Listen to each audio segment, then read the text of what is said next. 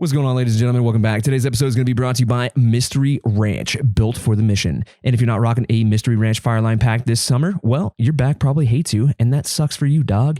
But in addition to the most well-built and the most comfortable Fireline packs in the fire game, they make a ton of other load-bearing essentials. Just about everything you need to go peel a trophy elk or deer off the side of a hill, go backpacking across Europe. Hell, they even make this sweet three-way briefcase in Wildfire Black if you need a crew boss kit, and they make the Urban Assault 21 in case you need a little hotel bag to throw your civvy clothes and your flip-flops and all your other accoutrements of the job into and stuff under the seat or the buggy rack. So go check those out. Why do I mention those packs specifically? Well, that's because those packs, a portion of the proceeds from those packs, they actually go to fund the Backbone series. Yeah, Mystery Ranch is giving back to the community in a pretty damn big way. And if you guys haven't checked out the Mystery Ranch Backbone series, well, I highly, highly suggest that you do. Yeah, they're giving out $1,000 grants to those folks in the field that are going well above and well beyond the line of duty to advance their careers. So if you guys want to find out more, go over to www.mysteryranch.com and check it out.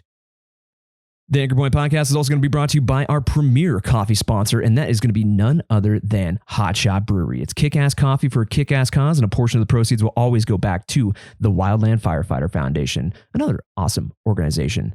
So, if you guys are looking for some awesome coffee, also some awesome Wildland Firefighter themed apparel, and all of the tools of the trade to get your morning started off right, go over to www.hotshotbrewing.com and check it out.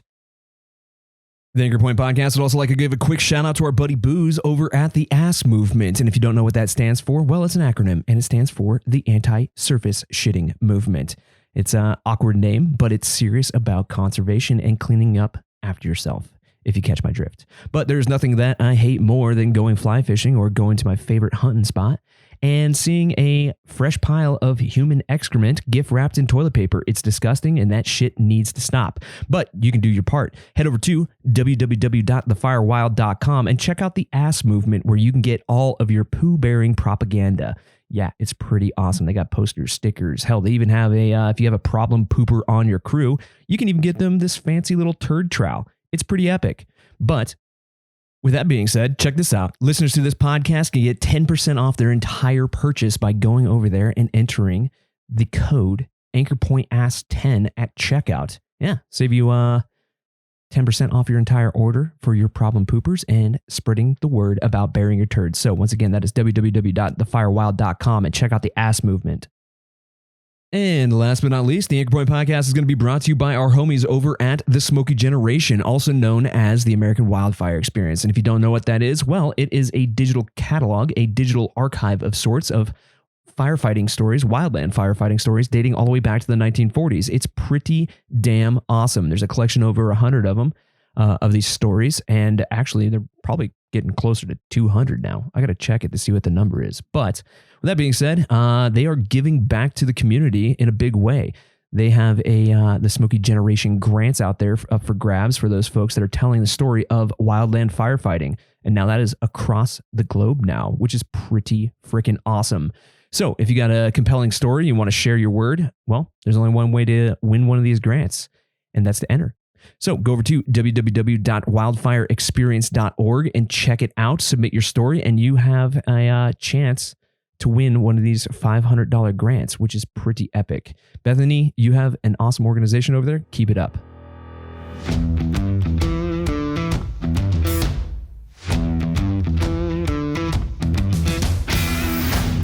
The views and opinions of this podcast do not reflect the views and opinions of the United States government, the Department of the Interior, the Department of Defense, the Department of Agriculture, the United States Forest Service, the Bureau of Land Management, National Park Service, the Bureau of Indian Affairs, or any private, municipal, county, or state firefighting organization, any law enforcement agency, any medical provider, or any contractor employed by any federal agency.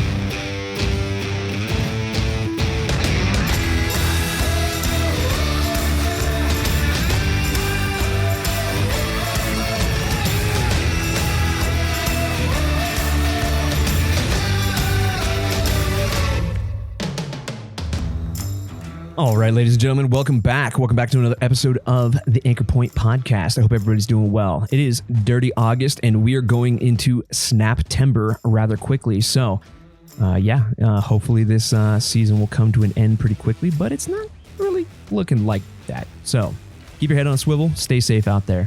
Today on the show, we're going to talk about a life story here. It's pretty epic, actually. The gentleman that's going to be on the show is a current air attack and former smoke jumper, and he's got a hell of a story. He had a rough childhood and fire pretty much saved his life.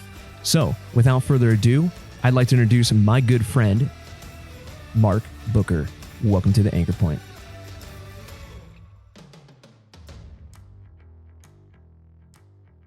Ladies and gentlemen, welcome back to another episode of the Anchor Point Podcast. Today on the show, I've got my very good friend Ronald Mark Booker Jr. Did I mess it up? No, man. That's it. That's the full name. Nice, man. So What's going on, man? I'm stoked to have you here, finally. Yeah, man. Just wanted to take the opportunity to come hang out with you. I know I've been watching you and what you've been doing in the movement and whatnot, and figured, you said you wanted someone to come speak on the culture and tell you a little bit about me, and I was like, right on. Hell yeah, dude. Let's get it. I'm stoked to have you, man. It's we've been chatting about this for what, like a year or two now? Yeah. Ish. About that, about 2 years maybe. Yeah, man. Yeah. So let's get a story about yourself, man. So your air attack, your safety, you've got a red card about a mile long. You got it all, dude. Yeah. So what's your story? What's your background, man? Well, I'm indigenous to Venice Beach, California. My mom moved me there when I was 3 years old. Mm-hmm. So elementary, junior high school, all of that time was spent there. So yeah, kind of like in the 80s. Nice, man. Yeah. So Venice Beach, huh? Yeah. That's awesome, man. So Yeah. what I mean, that's kind of pretty damn far from what you do now. I mean, like location wise, like Venice Beach is literally right on the ocean, right? Pretty much. Pretty far removed from the forest. Yeah. So how the hell did you get into it?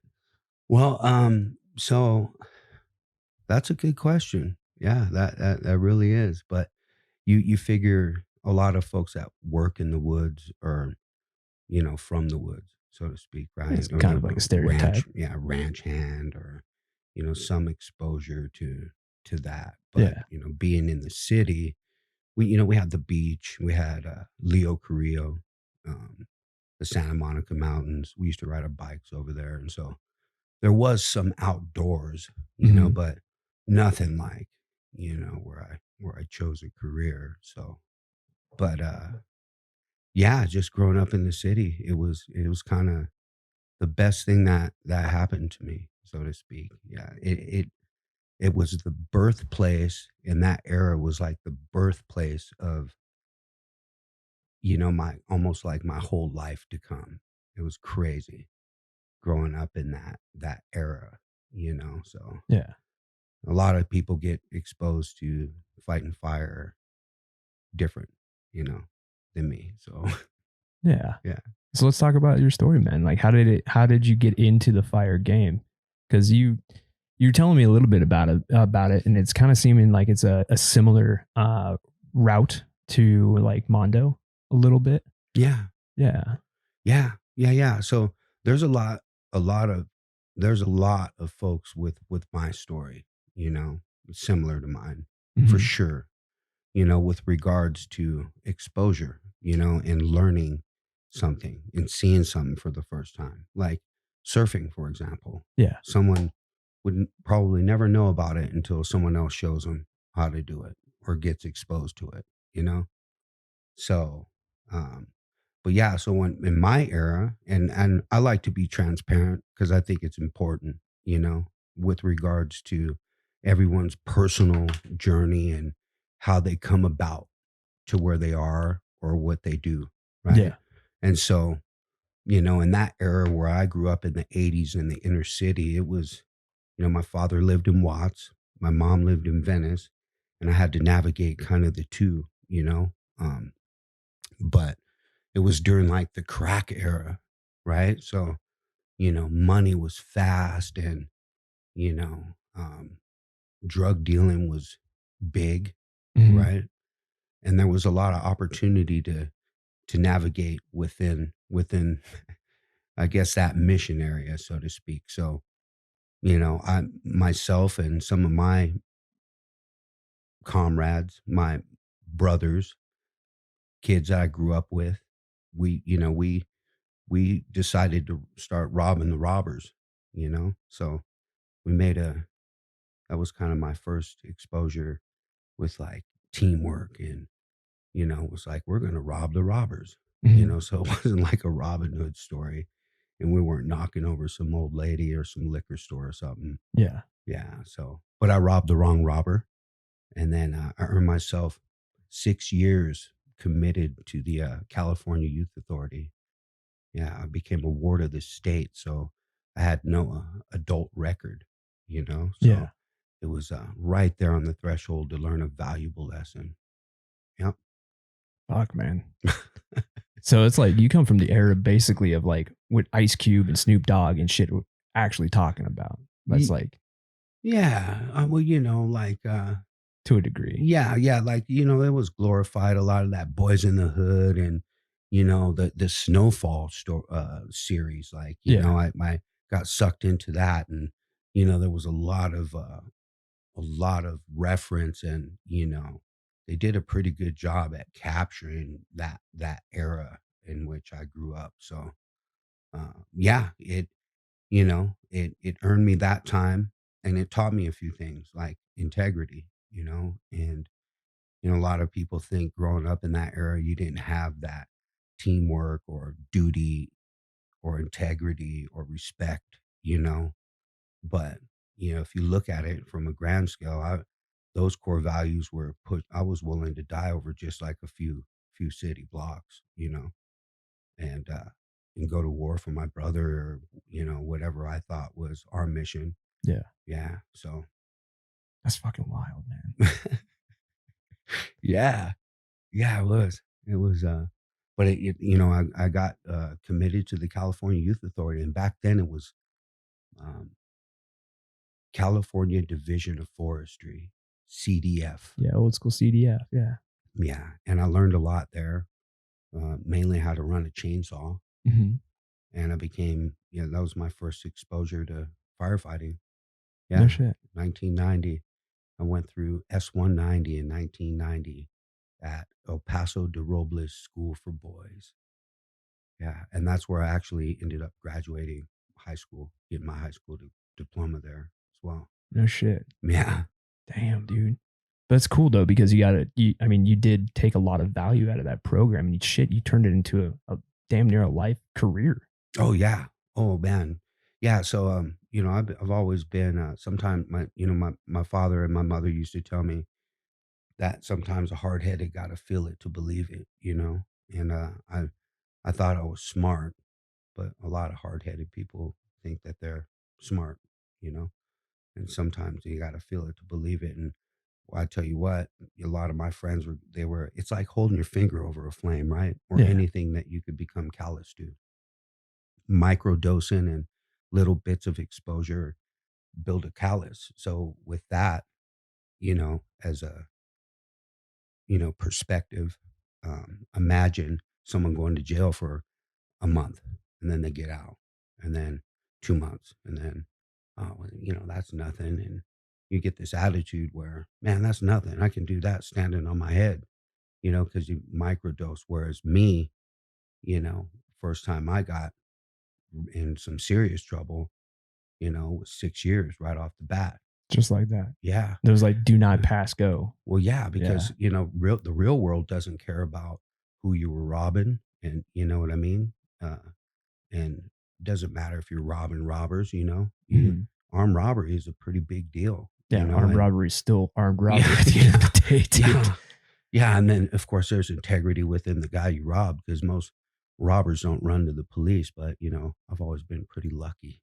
So I pulled the pulled the wrong card on that one, so Yeah. but it was worth it. It was the most because, I did that time, and then I got out at 21, Mhm. And I had a guy call me up and offer me a job. Just like that. Yeah, I was out for about 6 months, 21, and I had applied for the U.S. Forest Service while I was still, um, you know, incarcerated, so to speak. Yeah, and I got out and I was on parole. I was out for about 4 months or something like that, and I got a call. So yeah, Fuck, man. Silver linings, dude. That's cool. yeah. So, what was that like, though, that transition period between you getting out and then getting that job? Did you feel like not necessarily lost or anything like that, but did you like, were you having a hard time? Like, what was that like for you? Whew, wow. Yeah, Brandon, you want to go deep, huh? Hey, Okay. dude. Peel back the layers, man. There's a lot of layers on an onion, bro. You asked the questions. Okay. I'm just So yeah, spitballing. it was I got out in the middle of like it was like a war, in my geographical area where I grew up in Venice, Mhm. and so a lot of people were getting killed, mainly Latinos and blacks, because of gang affiliation and violence. And there's that guilt by association, Oh, and yeah. who you invest time with and hang out with, and you can't change where you grew up, can't change the people you went to high school with, but Can't change your past, man. That's for yeah. sure. And so a lot of the I got out to a lot of those people fully engaged in a battle, and it was like literally a fight for survival, so Fuck.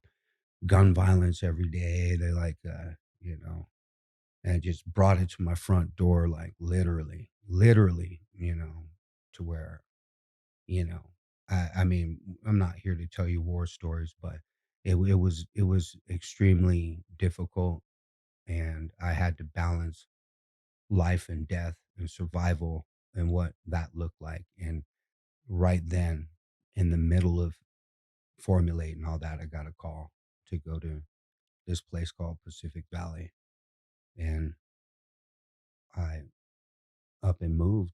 I moved to the Pacific Valley Ranger District, to the barracks there, and Just left it all behind well, for the most for the part, most yeah. part. Yeah. Yep, I had a lady at that time that she had gotten pregnant. She was the mother of my first child, and so I wanted to do the right thing by her and by me, and raise a kid and do it the best way that I could, because I didn't know if I was going to make it the next day. And it's a hard balance between being on parole and protecting yourself, and guilt by association, and then kind of living up to that. I mean, the likelihood of them saying, man, what happened to that guy? Oh, he did this much time and incarcerated, and then he came home and he got shot on the corner. It's like, I mean, that sucks, but it's not that far fletched of a story. Yeah. It's like a regular. And so, That shit happens. oh, yeah. I mean, it was Fuck, you've probably happening. seen it happen. Yeah, it happens. So I took that opportunity, and the that that opportunity, that phone call literally saved my life. Period. Point blank. Yeah. That's fucking heavy, dude. Yeah. Yep. Pacific Valley. Damn, dude. Yeah. And the kicker about that is it was right on the coast. And I'm a beach kid too. So like I This is like was a like, dream come oh true. man, I was like surfing for PT, and the waves were perfect, and but we also cleaned toilets and collected, we collected campground fees. But yeah, bro, it was definitely like a dream. That's fucking rad, dude. Yeah. Damn, man. It's almost like serendipitous, you know? It's like that shit was like meant to happen, you know? Hmm. You took that opportunity and like you said, man, it saved your life. Yeah. It's fucking heavy, man. Not a lot of people have that story. I mean, there's a lot of people that have a similar story, but it's cool to hear it from you, you know?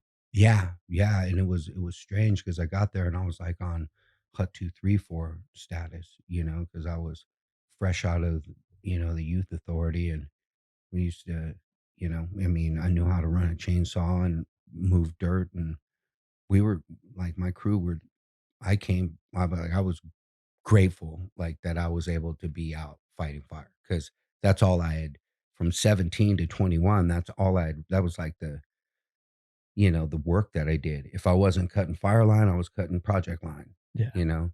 It's a familiar territory. And then we did that, and then here's the other good thing that taught me teamwork is, I played rugby. We had a rugby team there. Oh, no shit. Yeah, so if you did good, you can play, like, rugby, and so I ended up being a high school state champion, man, No shit. with rugby. Yeah.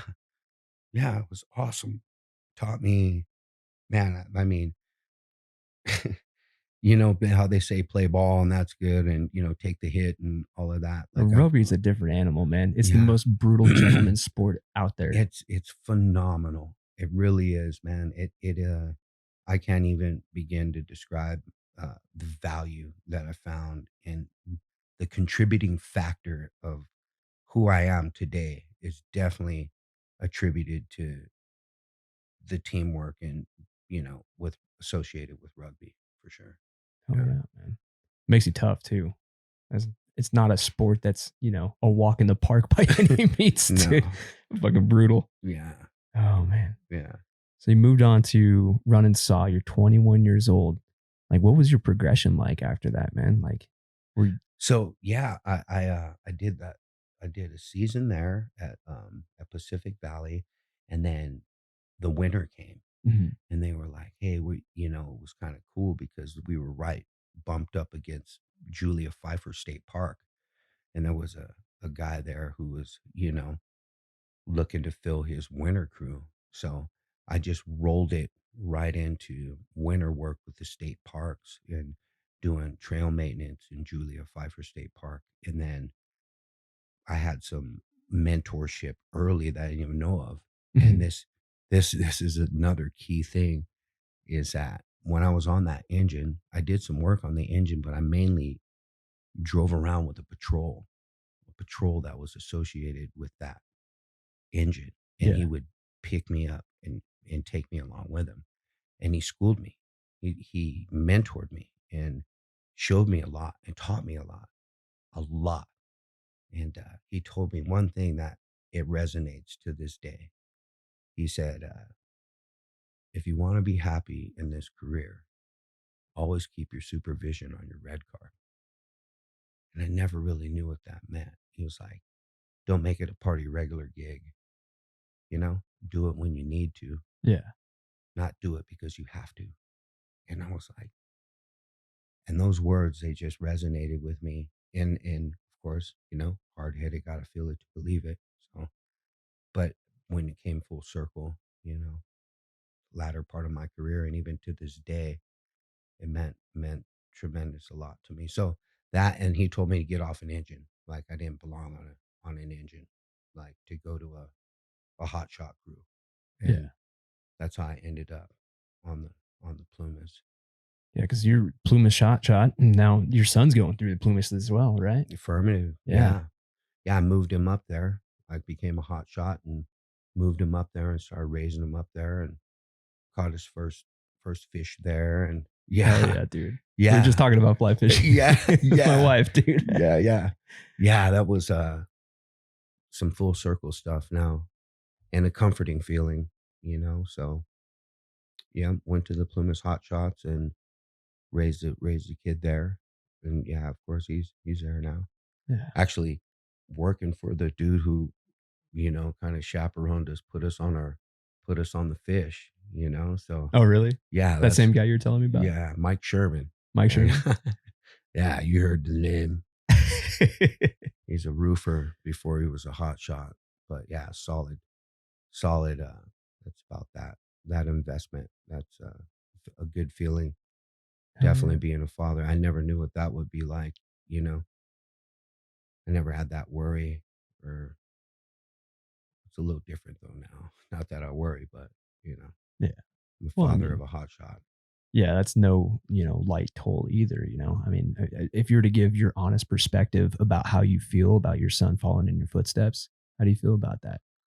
Well, a lot of people say that, like following in my footsteps, and like if that was the case, he would have stumbled a long time ago, man, following in my footsteps. Mhm.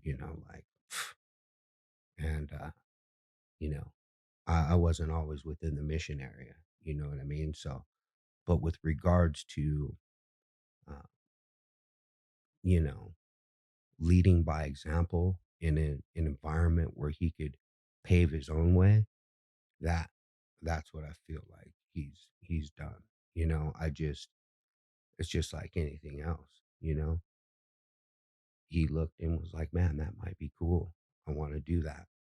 And the hotshot crews were hiring like a lot of them, but he didn't want it. He wanted to go to the Plumas Hotshots Specifically. specifically. Yeah. Yeah. And for me, that's cool because in my career, and even still to this career that, in my career now, um, there's always that father and son team or that, hey, yeah, my brother was a hot shot. My dad was this. And I never really had that growing up.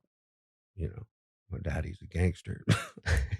No, Pops, I love you. But, he served in the military and, he did his thing. But He's a gangster in his own regard, though. yeah, he's solid. All dads are gangsters at Yeah, the end of the day. he's the most solid cat I know, man. I wouldn't be here if it wasn't for him, for sure. I love him so much. But yeah, I'm grateful. He's in his own footsteps. He's paving his own way. You know, Uh, y- he's writing his own legacy. I just showed him the environment. And he'll tell you right now. Just like I have a nephew too who is a hot shot, and I let him know every time I talk to him that it's never too late to quit.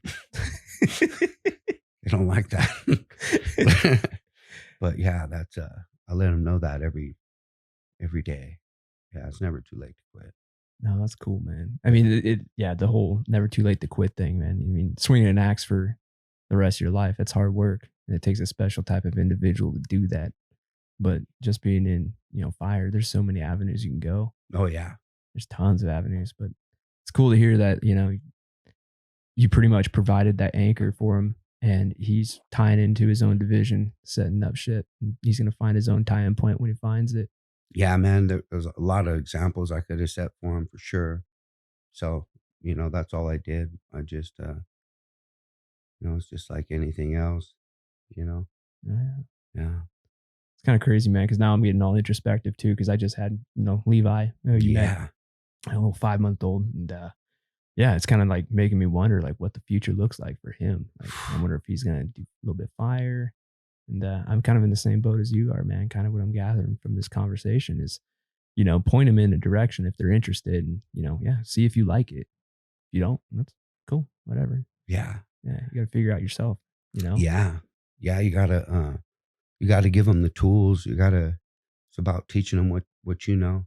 If I knew something else, like how to maybe build rocket engines, I would have tried to show him that too. He's not much of a rocket engine builder, but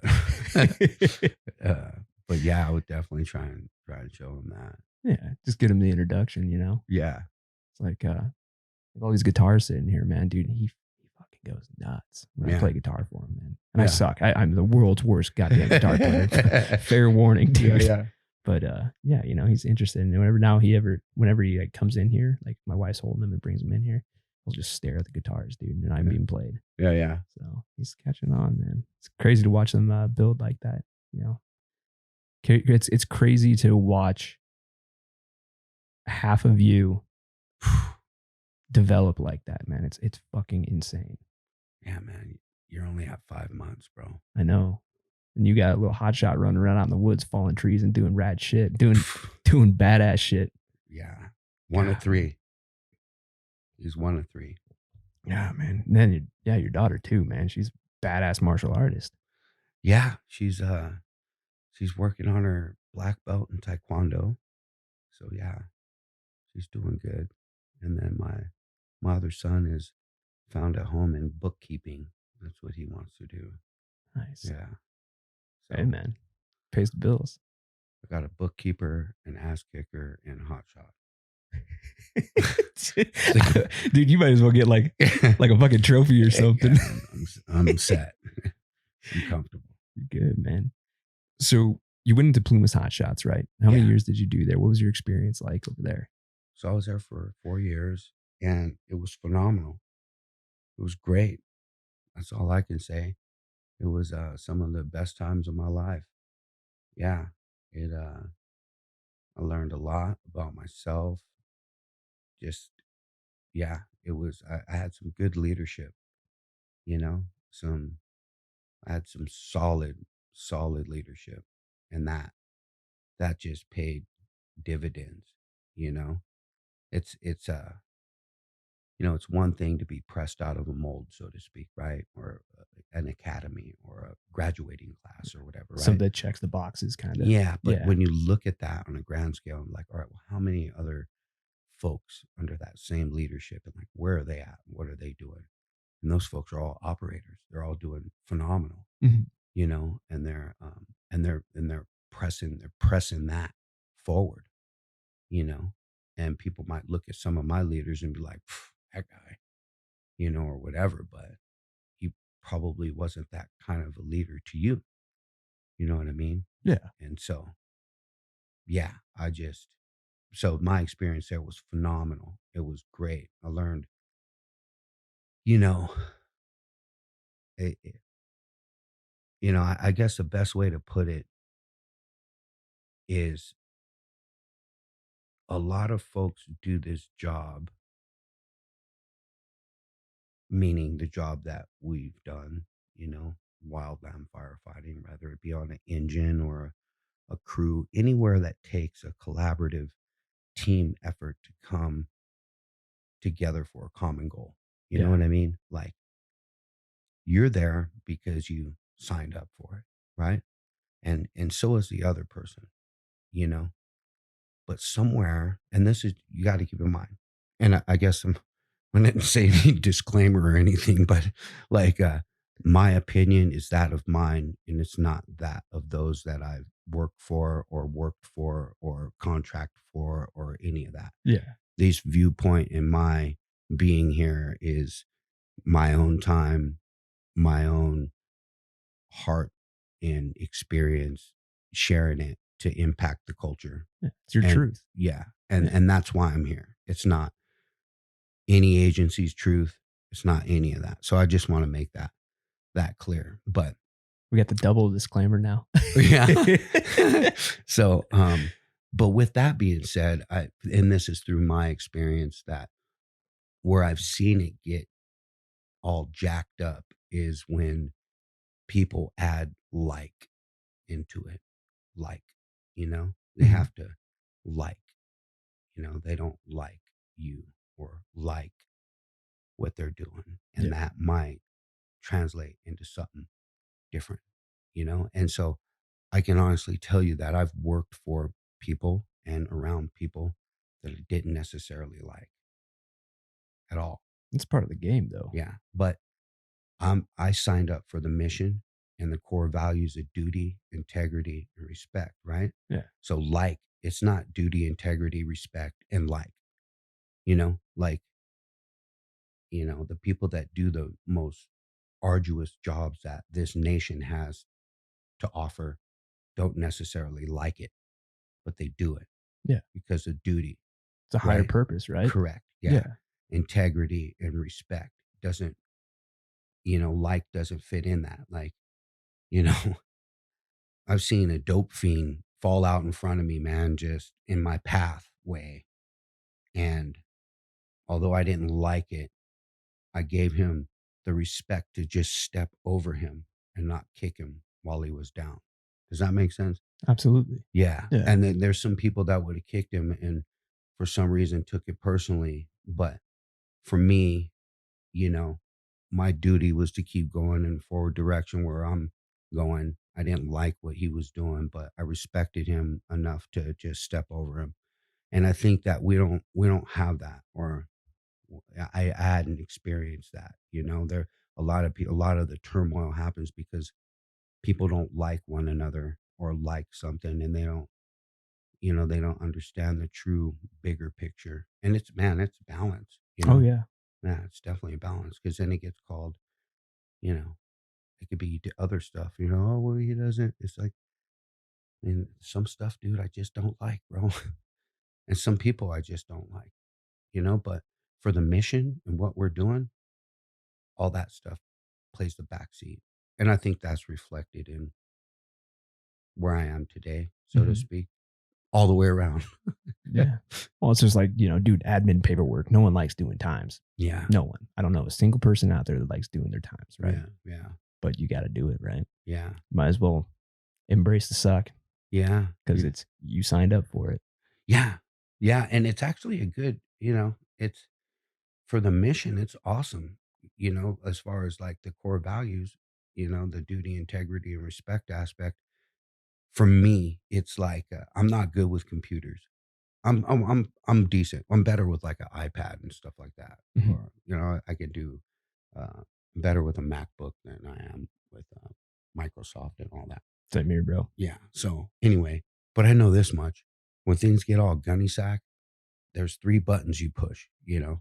Control, Alt, and Delete, and that kind of resets everything. It's like taking a breath when shit's hitting the fan. Right. And I think that was the best thing, these agencies saved my life, man. The Forest Service and the Bureau of Land Management, and they saved my life. And so I think that that whole core value thing was the best thing.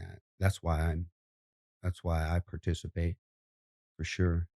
Oh yeah, you've experienced some shit too. I mean, that whole like thing. I mean, you've experienced some stuff that no one would like. You've gotten fucked with. You've gotten a bunch of other things, man. But you still. That's one thing I've always loved about you, man. Is like you are the most positive motherfucker that I've ever met. Like everything, I everything appreciate that. about you, dude.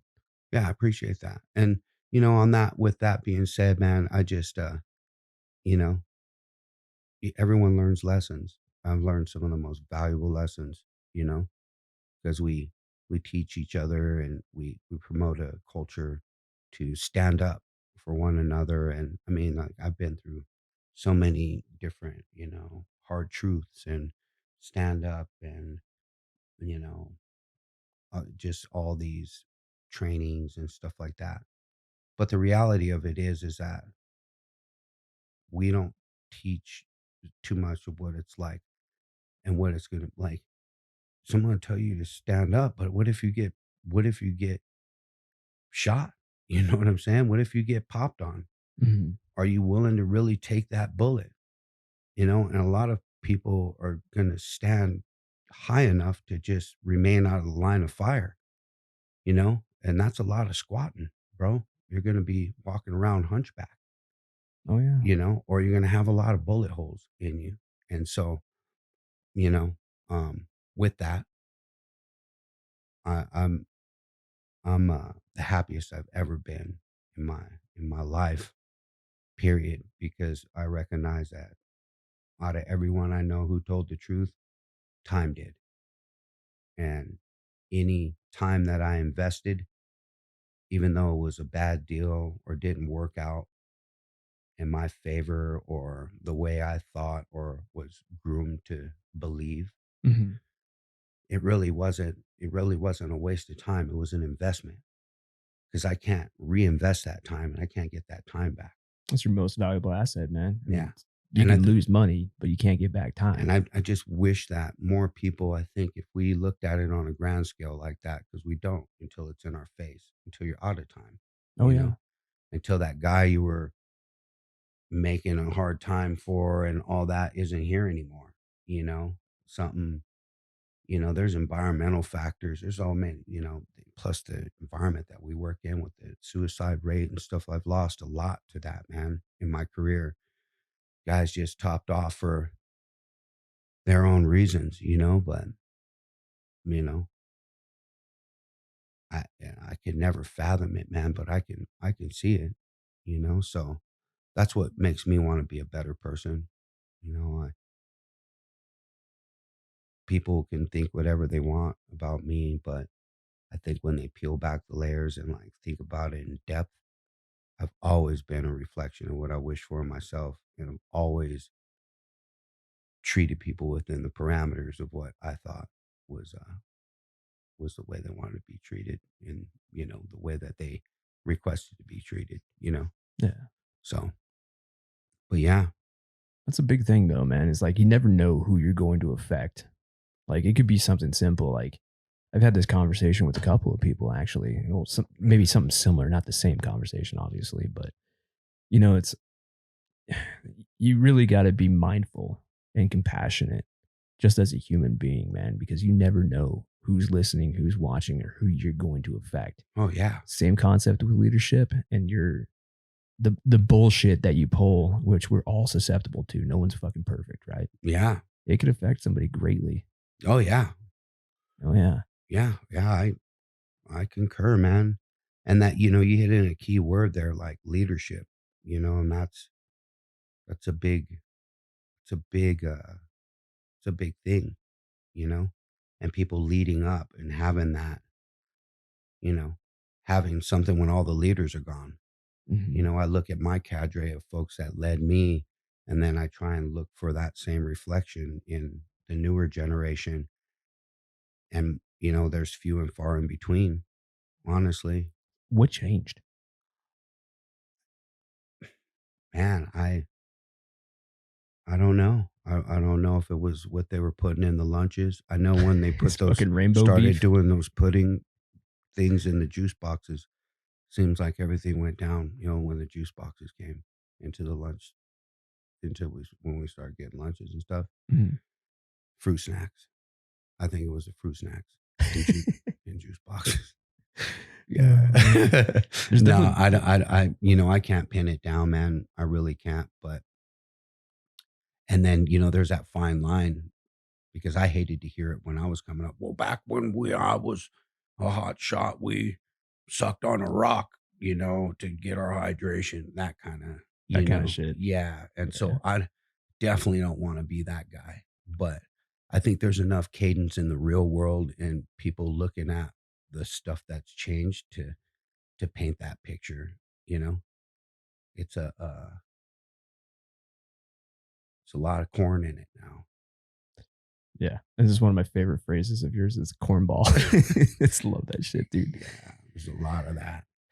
I don't know, man. It seems like I kind of brushed upon this subject with a couple of buddies of mine. And they're kind of alluding to some sort of collective burnout, like as a whole. Mm, Like we're on the fucking verge of like the system collapsing. I mean, look what's going around us right now. yeah. I mean, I'll ask you straight up. I mean, is the fire behavior that when you started, does it pale in comparison to what you're seeing now? Absolutely. Absolutely not. Absolutely, absolutely not. Uh, You know, um, uh, you know, looking at it from a different perspective over the course of like, let's just say 10 years, Mhm. where I started operating more as like a safety officer and peeling back the layers between, you know, putting line in from point A to point B to what the bigger picture looked like on a grand scale, right? Mhm. And then so looking at it from that scale, it's stuff that, well, I wasn't accustomed to seeing because, I was a chainsaw operator and doing different stuff. Yeah. So your scope, I don't want to say it's limited because of course you can look at the bigger picture no matter where you're at. And of course we foster an environment to be looking at everything from the highest Not point. getting tunnel vision. But yeah, I'm seeing, whole cities like Santa Rosa, those fires and stuff, these what they're calling before they were just big ass fires. Yeah. Where yeah, I'm on that big ass fire in Montana. When we went to, them added, another 10,000 acres to it. Now we're face to face with, stuff that they're, it's weird that you would ask that question because we have that, the fuel models, Yeah.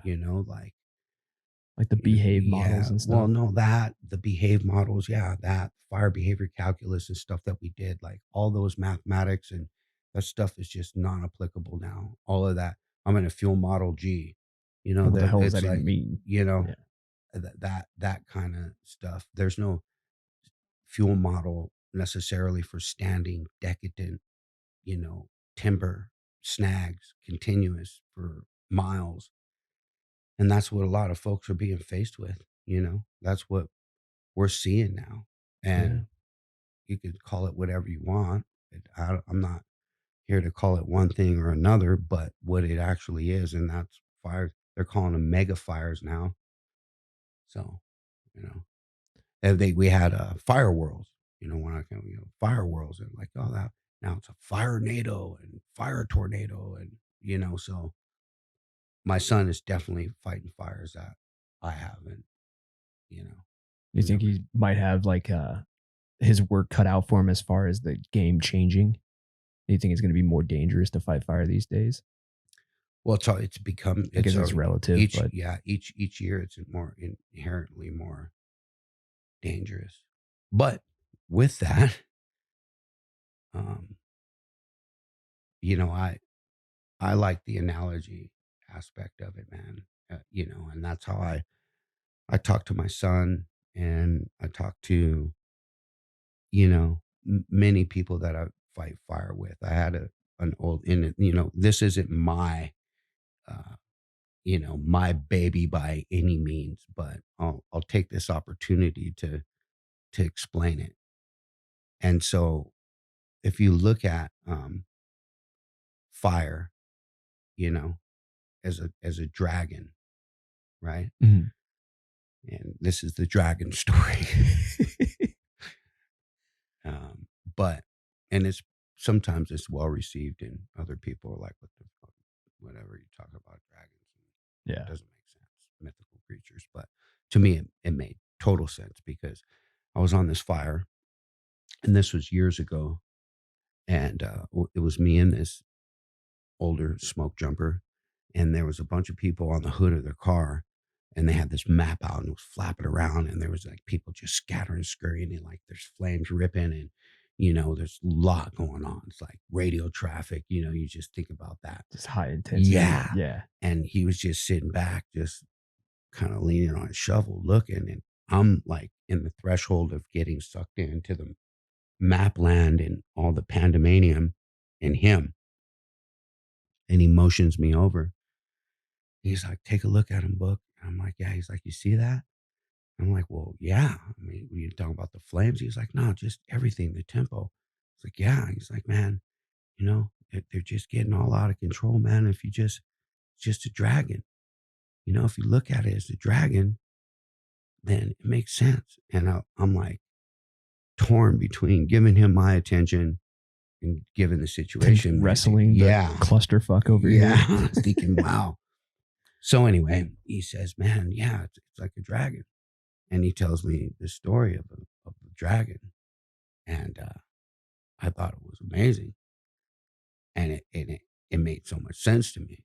Mhm. So years later, on a fire, I think it was the Thomas Fire, something to that, right on the coast, and Yeah. just huge pyrocumulus column that's burning, and there's a coffee shop in my town with cash only, but you know, Venice is like a European man bun village now. I tell this story, you know, and it's all yuppity, and but this place is like where we call home. We go there. It's called the Cows Inn Cafe. It's in Venice.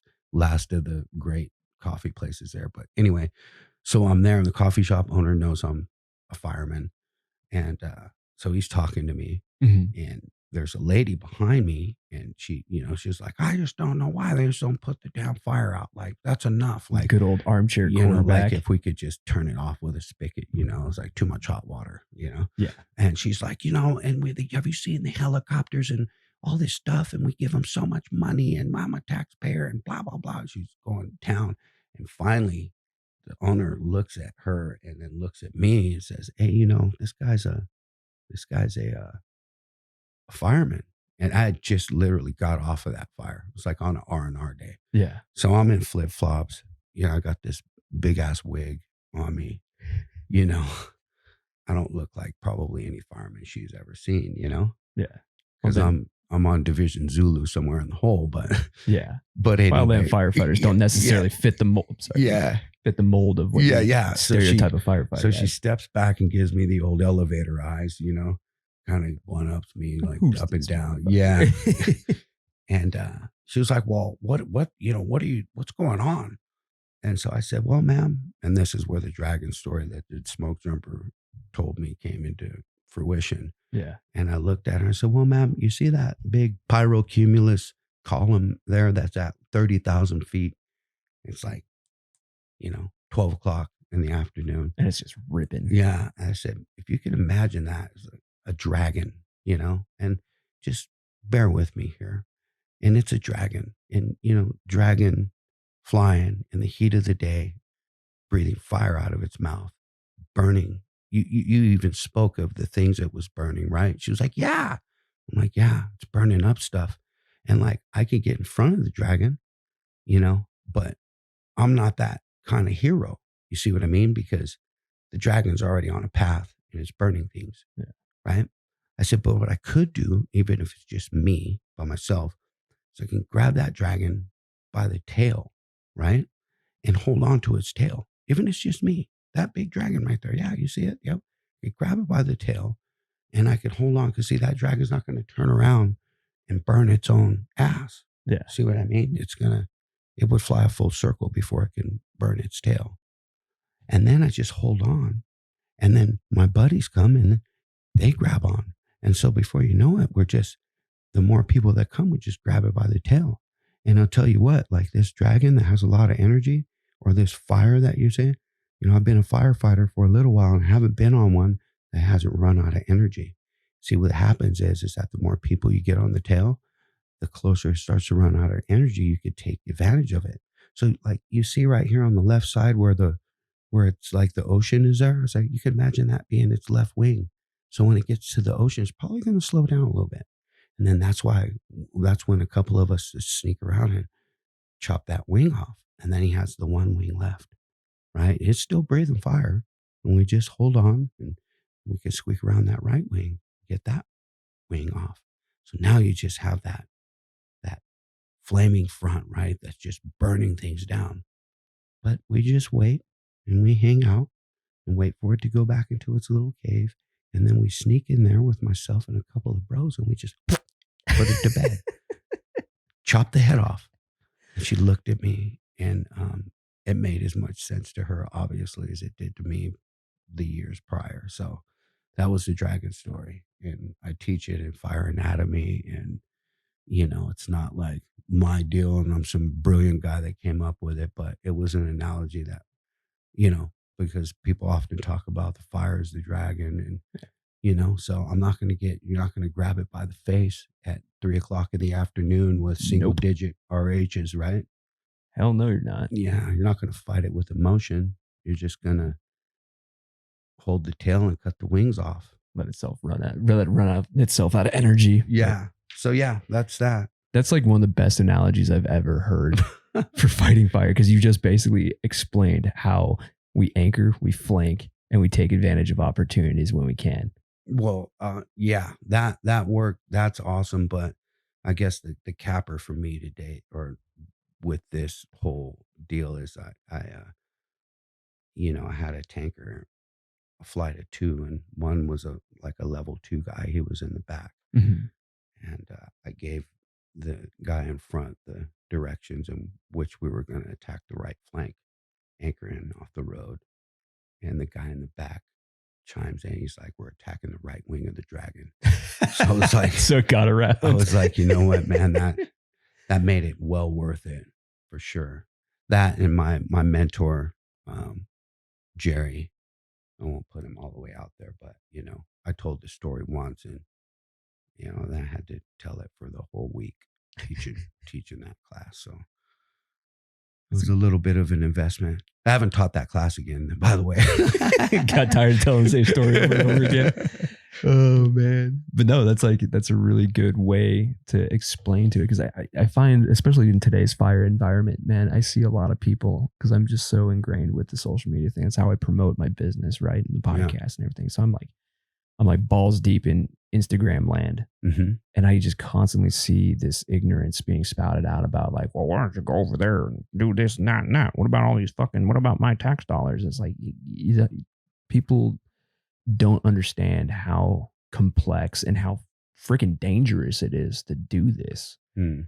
And it's I think that dynamic really needs to change. But what I'm getting at is your story is a great way to explain to people, Well, yeah, and break it down. to bring it full circle, like, you know, um, it's like a fledgling dragon when I was like dealing with it. You figure a small fire is like just a, you know, that it can grow into this gigantic dragon, Oh yeah, right? it's got potential. You know, you know that it can, right? So you got to handle it when it's just barely a fledgling, or if it gets fully fledged, it's going to be a gigantic deal. But the thing with that is the yeah, the fires are different from when I was coming up. They're bigger and all that, Yeah, but it's not stopping the way that I'm going to attack them, and it's not stopping the way that I'm going to groom my son and people. I mean, if anything, you have to go with those tactics now because everything's more jacked up. You know, yeah. everyone's all jacked up. Like there's more emotion to it. There's more structures burning. There's more stuff burning. You know, and that's why I think we need to. And this is just my personal opinion and the way that I do things, and it's within the parameters, keeping safety at the forefront. But is managing what I can without investing too much emotion and keeping safety at the forefront. And that means one foot in the black and grabbing it by the tail, grabbing the dragon by the tail, and focusing on handling what I can, managing what I can. And that's pretty much all you can do, man. I mean, that's another thing too, is like a lot of people don't understand that we don't have the warriors to fight this dragon, right? No, We don't, man. no more dragon slayers. We're not building them like we used to. That and we don't even have the people applying. That's the thing, man. It's it's the rules have changed. And I was talking with Mike West about this the other day. We watched the Dixie Fire. I actually called him today because I understand that, Susanville's under some evacuation orders. I don't know if it's changed from the time this is, I talked to him today and the time that this airs, but dude, it went from basically the top of the campfire through the Lassen, through some of the Plumas, then spotted 5 fucking miles over the escarpment into Janesville. 5 miles of a spot fire, dude. That is Yeah, incredible. yeah, yeah. But it's You could throw all the human bodies at that in the world. You could throw all of the aviation, all of the helicopters. You can plan until your heart's content, but in reality, is there's not a lot of you can do getting out ahead of that besides evacuate no, people. You yeah, can't, dude.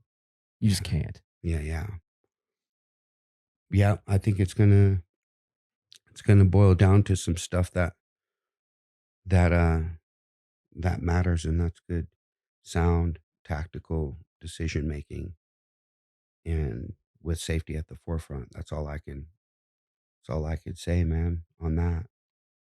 And lesson lessons, lessons learned, stuff like that. I mean, yeah, be safe.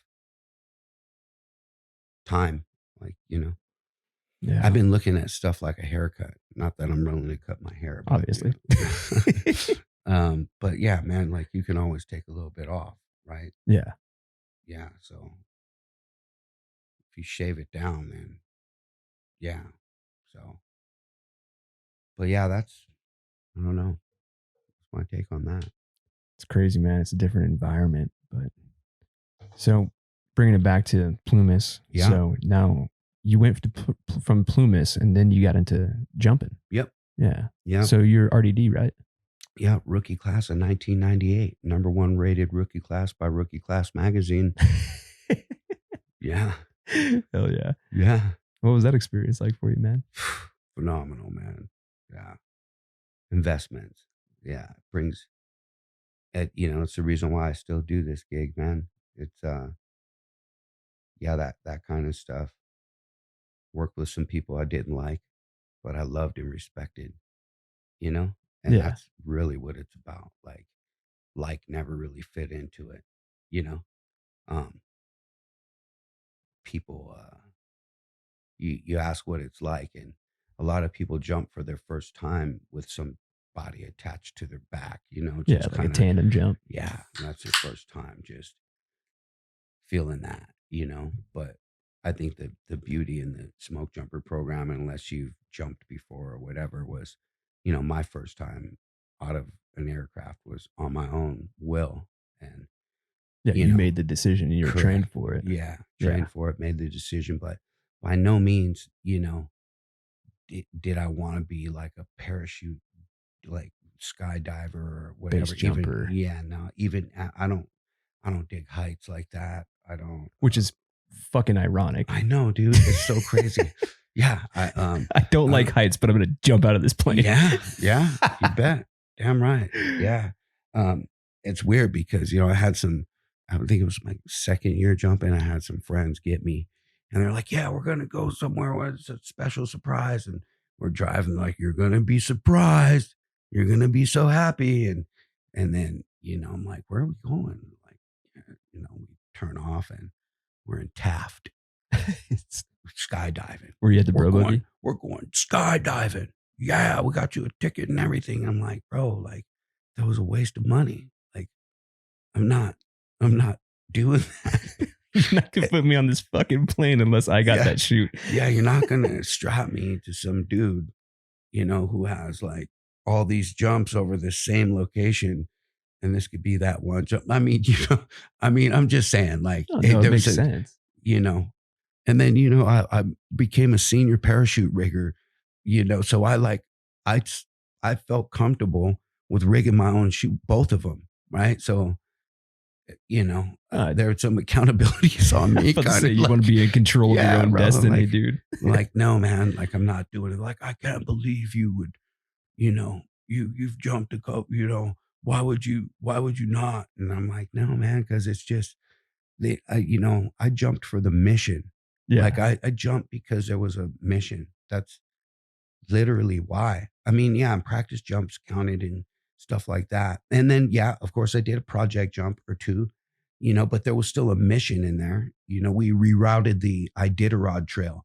There's a reason, Wait. Hold up. Hold up. Yeah, you rerouted the yeah. Iditarod? Yeah, it's phenomenal. Yeah, like a little section of the Iditarod Trail needed to be like repaired and kind of rerouted a little bit. No shit. Yeah. Huh. And yeah, we jumped in there and spent like a week in there cutting it and grooming it and making it right. No shit. Yeah. Yeah, it was pretty phenomenal. See, that's like the kind of like high speed shit that's like fucking fascinates me. Yeah, but like jumping for fun.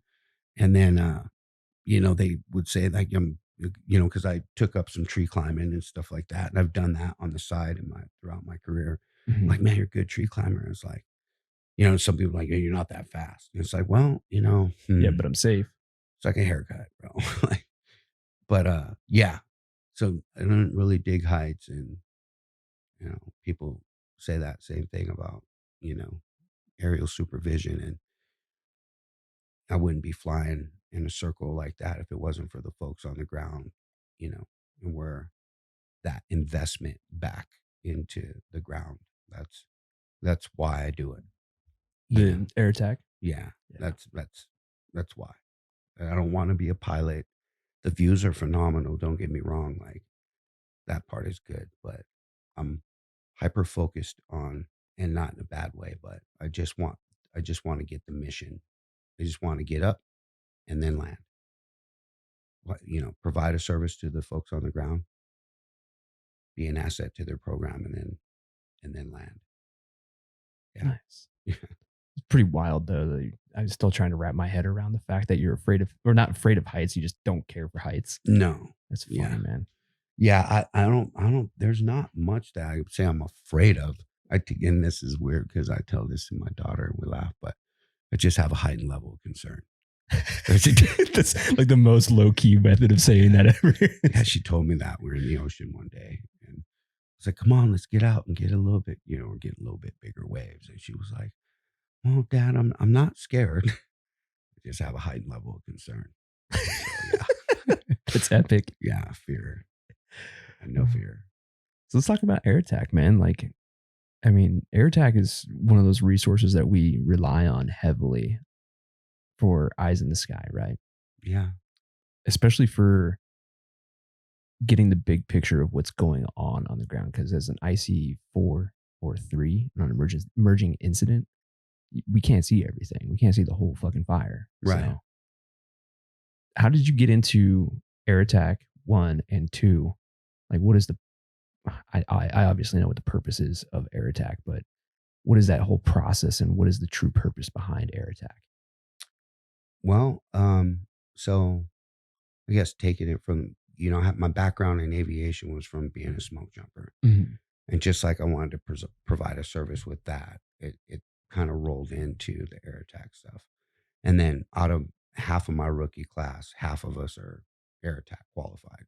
Oh no shit. So yeah, so it's Well, even not, your Ricky bro. yeah, it's not something that's like, out of the norm from the cadre or mold that I was pressed out of, so to speak. So there's that aspect of it. Not that I wanted to follow the herd, but I had the opportunity to do it, and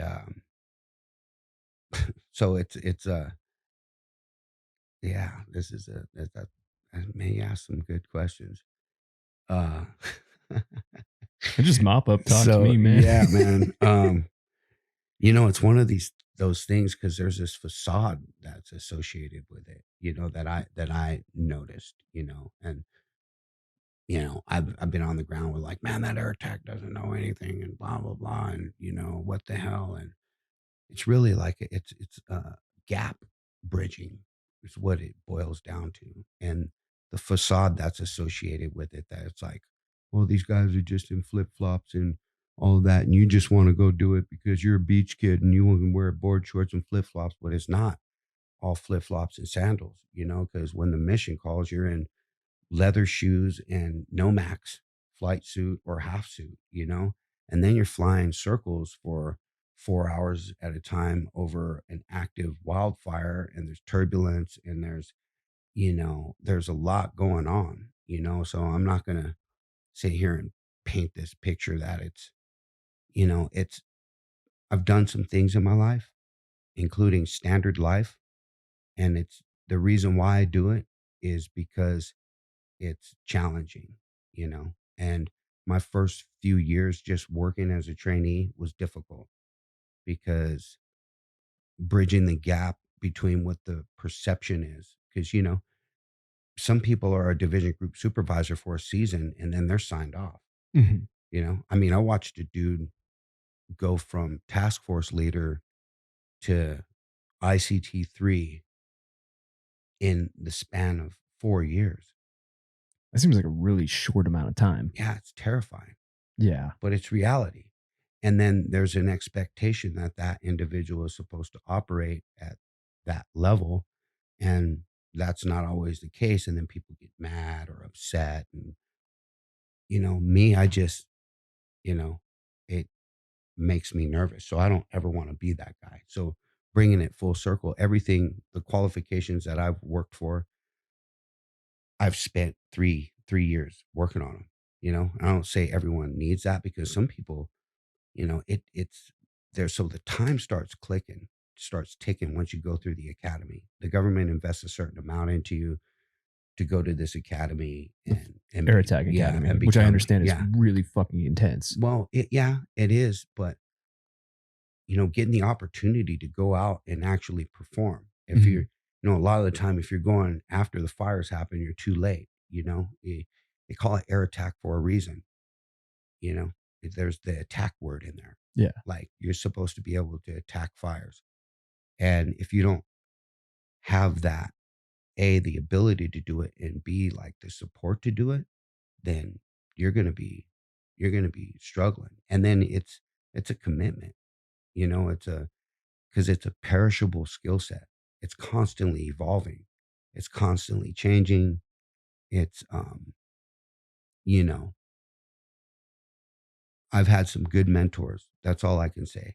In my first season, you know, as I'm wiping puke off myself and realizing like, I've never quit anything, but if this mentor tells me like, hey man, like you've done a lot on the ground, and yeah, you did the smoke jumping thing, but like this isn't your gig, bro. This is just not for you.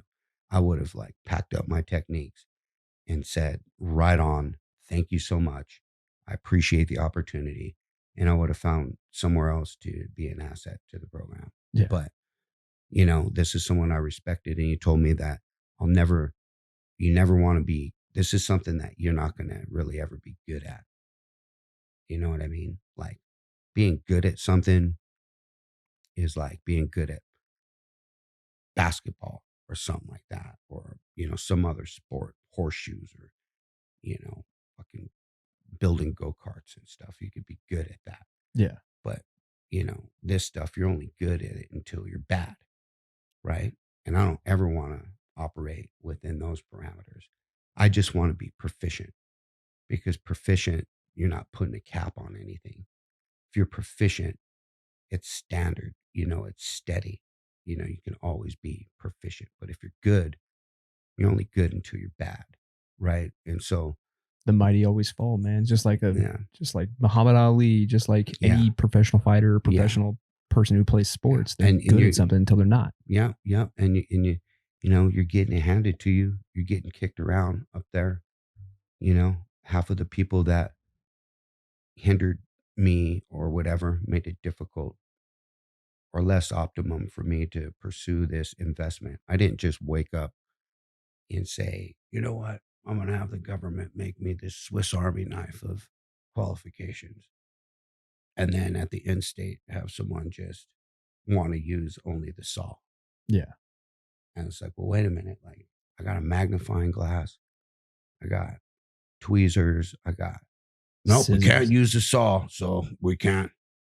You're can't magnify anything. I'm sorry. Can't. No nail clipping. What about No, the scissors? negative. Knife? Toothpick. No. Corkscrew. Well, maybe. Maybe the corkscrew. Maybe. But yeah, it's just one of those things. So I guess if that puts it in perspective, and it's one of those things that, you know, it's a sacrifice. You know what I mean? Like the demand is high, and if you have other qualifications, a lot of air attacks they don't have those other qualifications, and that's where I want to promote the culture and be here. But that's why I want to keep my ground qualifications relevant as well. So although I do the air attacking, I want to definitely still be on the ground. I think it's important because it builds perspective. It allows for you to stay fresh and know what that know what a mile as a hot shot hike feels like. Keep shit real. Yeah, Yeah. for sure. Because a lot of people get to certain levels and then they open up. They got that USTA card. They immediately apply for the USTA and they figure they're golden, untouchable now, just because they have that USTA card. I don't want the USTA card. I don't even like what it stands for. Used to. Used to.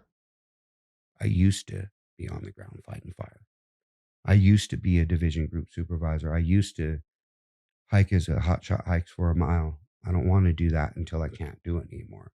It doesn't matter if I'm in a plane or walking on the ground. I want to be able to paint a good picture and have that relationship with that hot shot on the ground, knowing that I'm not a part of the USTA. Yeah. I'm still, there was guys that were leading me and mentoring me when I was a young guy and they were my age, so that whole, and lifestyle too, so.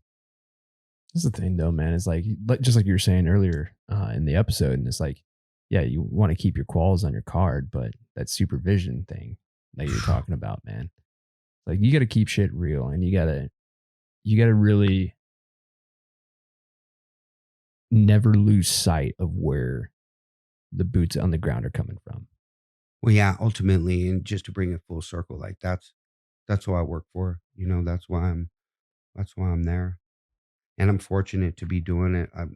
You know, the agency I work for, the investments that I made when I was younger, and in my career. You know, it's I truly believe in that. That this gig, you can think whoever you want to think you are, and you'll get like some plaque at the end of however many years of service you do. But it's about the legacy. It's about the people you build and the experiences and stuff like that. And Traditions. me having the opportunity to just be of service with my qualifications, comes from investments I made a long time ago, and them coming back full circle. And I truly believe in that. People call it karma, people call it whatever, but You just paid your dues, man. yeah, I think it's yeah, that, and just I'm really proud of the way that I was able to just help folks and navigate and be who I am, and then come full circle and be able to them say, "Man, wow, we'd love for you to be an asset to our program." That was the most gratifying feeling because towards the latter part of my career, I didn't feel that. I didn't feel valued as an employee, and so now that is just through the roof. Like I Just feel, full 180. oh man, I feel slightly better than awesome, man. Seriously, and it's all about planting trees. If you plant a tree, to bear fruit, you can come back and harvest the fruit, you know, without cutting the tree down, you know. But you plant a tree full of poop, then that's what It's gonna grow a shit sandwich. yeah, you'll come back and get poop off of it, maybe. No, it's good advice to say that, it's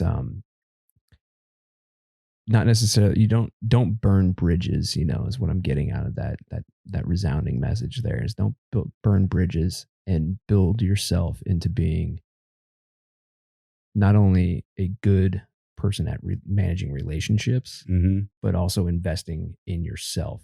And that's what it is an investment. Everybody wants that like quick hit, everybody wants to Yeah, get something in return immediately, that buckle, that fucking cash award, that star award or whatever. But that shit really doesn't matter in the long run. If you're going to stick it out in this career, yeah, fuck man, do something bigger, invest in your future. yeah. That whole burning thing, like I'm an analogy guy. That's like a classic one, don't burn bridges. Mm-hmm. But Sometimes you kind of have to. every single bridge that I've ever burned, I wasn't going back in that direction anyway. See what I mean? No, I feel you, dude. So yeah, and I'm pretty good with a chainsaw, and a hammer and nails. So I can, Is that Swiss Army knife yeah, again? just constantly building them. That's what it's about for sure. Yeah, man. So now let's talk about the safety component because I've never had a line safety officer on the show before. So what's that gig all about? Because usually we think about safety and everybody either fucking plays hide the hotshot and disappears when safety comes walking up the line, Right. or they get their ass chewed Yeah. for 2 rolls of their sleeve being rolled Yeah. up. That was my era. That was in that era. I grew up in that era. But yeah, so you got you sure you don't got some script over there, a little template I'm where just- you're asking? I'm literally talking out my ass, bro. So I got my most people that know me and know of me know that July 25th, 2008, yeah, changed me, changed my world, changed the whole it changed our culture. Oh yeah, Yeah, it did. it moved a mountain in our culture. Yeah, and so I was crew boss 2 on the Dutch Creek incident, Andy Palmer, and you people can look up the report and readings and all that. The best thing that I was able to find that just put it in good synopsis that I cover because I've talked about this to different groups, different folks.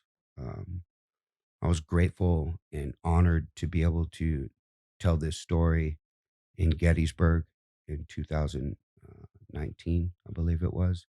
in L 581. Yeah. And yeah, L 580. I don't know. It's One of either those. 580 or 581. Well, it was a leadership course. It was phenomenal. It was we did the Battle of Gettysburg and talked about leadership styles on both ends of the spectrum. However, I spoke of this as it applied to leadership, in my opinion. And so, yeah, that day changed it for me. It changed it for a lot of people. And, you know, that's what ultimately drove me to safety, watching that kid basically bleed to death in front of me.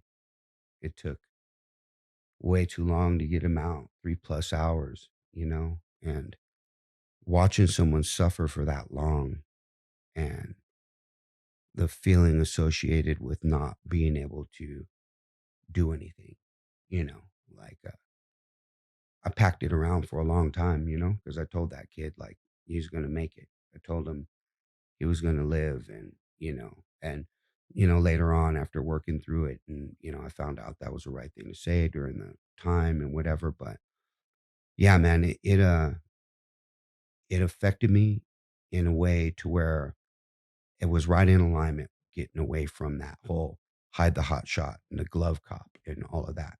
Because that was around the time they started talking about a healthy safety culture.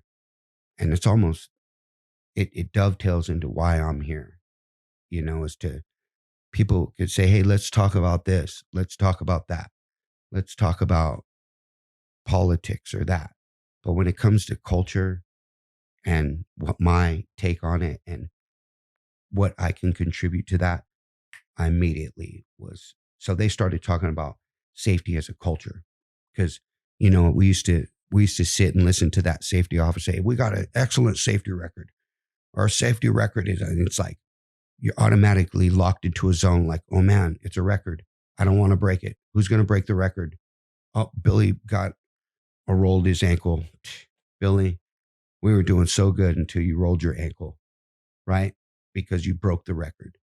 Opposed to it being a culture where there's some latitude for some things to happen, but the overarching thing is that we're all collectively looking out for each other, and it's reflected in the people. You see what I mean? And Yeah. when after experiencing that with Andy and the way the safety officer dealt with me and specifically, um, it wasn't like, man, I can do this, but there was some things that he did for me in specific, and um, one of which was transparency. It's imperative, right? There's nothing like talking to somebody that's hiding their hand Yeah. or throws a rock and then hides their hand, if that makes sense, Oh, yeah. or somebody where you could, it just, and that's what I felt. And that's what opened up my pursuit of safety is that if anybody should be transparent and be looking at what's important and the grand scale of that, it should be the safety officer because that's their job, Yeah. right? Is to keep things specific and measurable as it relates to keeping safety at the forefront. So I know Division Zulu's on fire and I know all, but the fog of war and just keeping things in perspective. And so that's how I basically got into it. Once I saw what happened to Andy, I opened up my line safety, and that was pretty cool. Becoming a line safety. Um, yeah, That's pretty fucking intense, man. yeah. If you don't mind me asking, man, what was the aftermath like? I mean, I couldn't imagine watching a fellow brother pass away. Yeah. That's got to be, I couldn't even fathom what that's like. Well, I'll tell you. I'll tell you. And I'll be transparent with you. It, it was difficult all the way around. Not only that, man. there's, I don't think names or people or anything. If we're talking about a culture, we could just keep it at that. But the culture that received me after the aftermath, the the culture in which I was working, you know, the culture at the time didn't really fathom the big picture of it. So, big picture, sleepless nights. I mean, I grew up, and keep in mind, like, I don't want to sit here and just go through the whole story, but it was the most graphic. It was the most horrible thing that I've seen. I've seen some things growing up. I've Yeah. seen people shot, seen people dead. I was an engine captain on 395. Like I've seen it. I've seen people in pieces of like, those are things. But this thing in specific affected me. It made me, it hurt me bad because, as I told you before, Wildland fire saved my life. And I've been on some fatality fires within my career. Mhm. But here's a career and something that I sought refuge in. Even though we were cutting in, for days at a time and faced with fire and, sleepless nights and, hot shotting is rough and like, I'm pushing my body to the maximum and all of that. But I sought refuge there from my world where I could be killed or I have to hold my bro that's dying. Yeah. That didn't happen out there. It happened in the where I sought refuge. It So happened in like I hate using this word, but that's like your safe area. Like, pretty much, yeah. yeah, yeah. Wildland fire saved my life, man. There's no two ways about it. Like, period, point blank. If it wasn't for getting that job on the Los Padres, like I don't think I would be here. Honestly, like that's 100% true. Yeah. So that's why I'm so passionate. I think about this and I hold it so close to me. And I believe in the culture. I don't believe in the cornball movement, and I say that and whatnot because I believe in it. But yeah, it changed me. It made me look at the safety culture and what I can do to impact it. And I would get on fires and be out there with the bros and, oh, what are you here as? Dozer boss? No. Well, what are you doing? Field observer? No. Fallen boss? No. And I'm your line safety. No way. Yeah. Like, Everybody's to pumped to have you have out that there. embracement. Yeah. I remember cutting line along with this crew, because as a safety officer, line safety, you can move a little bit of dirt if you want to. You have the latitude. You can do whatever you want. You can, as far as like, operating, you can follow one crew around, get around to a couple different crews. It's all about promoting and documenting and, making sure that the plate's spinning properly, promoting the culture. If you're walking around, and I tell guys this all the time, man, like if you're looking for the glove cop, right? and the helmet guy and the sleeve rolled up guy and all that, like we lost a long time ago, bro. Like Yeah. we lost. You guys are the elite. Like if I'm having to tell you to put your hat on, your helmet on, your gloves on, like we've lost. Where I'm at is I'm to the level to where you should know when to wear your gloves and you should know when to have a hard hat on. And it shouldn't be when I come and gig you over it. Right. Yeah. So It's just reaffirming that do what's right mentality. It's like, well, yeah, do you get overhead hazards? Wear a man. fucking hard hat. And that, that's how I learned. I had a safety officer come up to me and I was that guy on the hood of the car with the map going over it with somebody else. And this dude comes over and he's just hovering and he's like looking around and I'm just like, yeah. And he's like, hey, did you notice anything? And I'm like, oh yeah, my hard hat. Oh, put my hard hat on, come back to going over the map. And he's like, yeah, he waits for another little break. And he's like, yeah, man, look, your window's kind of, what do you think about your window? Like, and I'm like, he was like, I mean, we are in the fire environment, right? I'm like, yeah, we are. He was like, I mean, don't you think maybe you should, have your window rolled up? I'm like, Yeah. Yeah. And so he told me, he said, look, man, I'm not here to give you a hard time.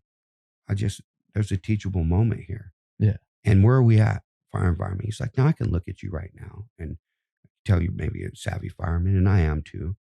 And, you know, we're in the fire environment, but just take yourself out for a minute and imagine if a spark got into your rig there and burned it up. And I'm like, wow. He's like, could you be surprised? And I'm like, well, and he was like, so imagine a pink elephant walking by right here, right now. Could you be surprised at that? Would that be surprising? I said, well, yeah, that would be surprising. He's like, now take the two out of this environment and put them on paper where you're going to eventually look at it if there's an accident. Which one would be easier to explain? The pink elephant or the ember? Or the ember in the fire environment because your window was halfway down and you got a spark in there. And I was like, wow, dude. And that impacted me. So I would do things like not to that level, but definitely try and promote a healthy safety culture. So I did the line safety thing for a while and then opened up my type 2 safety officer and then got that signed off after a few years of working on that. So, oh yeah. And that they're kind of hand in hand, man, safety, you know? Yeah, that's the thing. It's like there's a time and a place for everything. Gloves, hard hat, yellows, Yeah. There's always the rule to follow. If the captain or the, soup takes off their yellow, you probably get away with taking off yours. Yeah. Unless you're sharpening tools or some shit. Well, the hard hat, I'm not a stickler about it, but when we talk about culture and stuff like that, and I'm not here to discuss religion or any of that, but, traditionally, if you walk into a church, yeah, you take off your cover. You take your hat off. Yeah. Right? Yeah. And there's a few other standard ones, Pledge of Allegiance, stuff like that, right? Where it's you just, it. Or someone's house.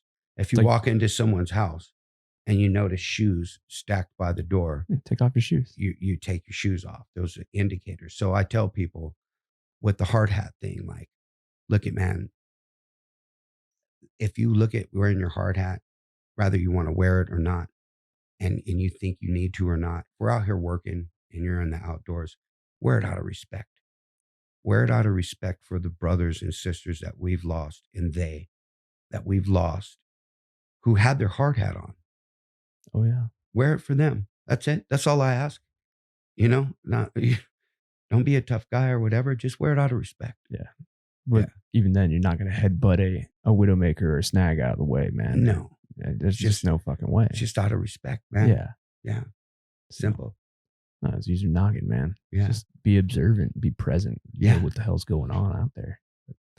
Another question is, what I wanted to ask you is, since the topic of mental health comes up pretty much every episode, and that's usually not cued by me. It's usually brought up by whoever I'm interviewing. If you don't mind me asking, man, is like, what was your steps to reconciling what happened during the Dutch Creek incident? Like, how did you not necessarily get past it? Because I don't think there's ever a way of getting past that. It's something that you're going to carry for the rest of your life, most likely. But what was your like coping mechanisms, or did you go to like a counselor? Yeah. All that stuff. So anytime with the agency that I was working for, there's a lot of agencies that do it, but anytime there's something that's like, ooh, this is a little weird to, like, domestic stuff, family problems, whatever, your managers get word of it. Like, hey, EAP, like, hey, you need to maybe start doing things differently. But by the way, if you're having problems, here you go, EAP. Yeah. Check out the EAP, employee assistance program. So I'll be honest with you. I went to the EAP. Yeah, I did it. And I talked to this lady for about 6 months. Yeah. 6 months. And she would talk to me, and then I found out a lot about myself, that I'm empathetic, and it has a lot to do. You'd go to these people, and I went with a total open mind too. you got to set yourself up for success there. Yeah, I'm you got like, to be open minded. let's see what you're going to say about me, lady, or guy, or whoever. Let's do this. Peel back. I'm going to do this. I'm going to allow for this to happen. And so what I found out about this assessment of myself is that I'm an emotional person for sure. I get that. But I have a lot of empathy.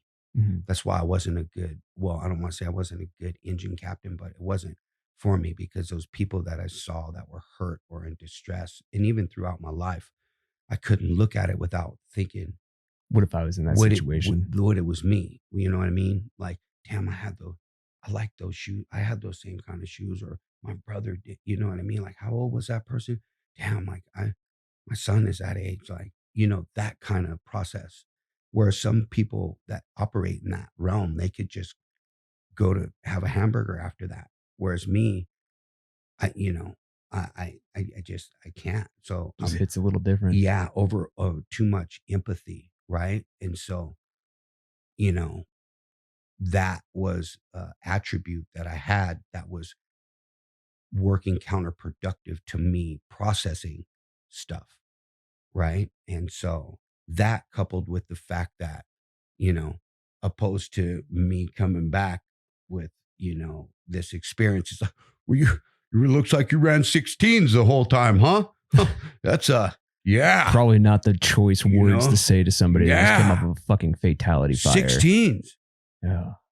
Or, that whole, hey, here you go. What's going, you ready for an assignment? Sure. Where are you sending me? You're going to, Santa Rosa fire where there's just catastrophic Property loss. You know what I mean? Jesus. It'd be like the same thing. Like you ready? Safety officer. Guess where you're going? The biggest fire in California history. Yeah. Yeah. Like it's a ticket to Disneyland. And so that worked counterproductive for me because in I order almost to, find it insulting. well, I mean, that's a I got it, reality. man. Yeah. That's a reality. I mean, that's how a lot of it runs, and so that made it counterproductive because I almost had to fight to go to these emergencies because, that's how we earn overtime. It's how it's like put food on your one plate. hand washes the other, right? This district employee goes here, then they pull in another district employee from a different fire or a different forest to, and so that and not being able to work through, and have more exposure, I guess, like back into the environment, like operating. Yeah. And so what helped with my growth was talking about it. First thing, telling the story. And so I started that. The other thing that helped with it was there was like a couple of times I would go out and we'd have that, oh, someone flopped. What happened? This dude flopped. Too much Monster energy drinks and, Tango. Yeah. Right. And so packaging them up and getting them out of there lickety split, like, wow. So that was like a feather in the cap. That was like, uh, you know, a part of my growth, Yeah. It's kind of healing in a way. Yeah. And Yeah. talking about it. And then becoming a safety officer and realizing that I can impact the culture and talk about some of these things and promote that, because we all say it, safety first, safety first. Oh yeah, but by the way, how about a little bit of downhill here, like middle of the day? Kind of becomes that bell that keeps ringing. Yeah, and Eventually so you don't hear it. because not that they want you to do it, but like there's an opportunity. There's an opportunity, Yeah. to get yourself hurt on every fire. I mean, You it's know? one of the most austere things that we can ever.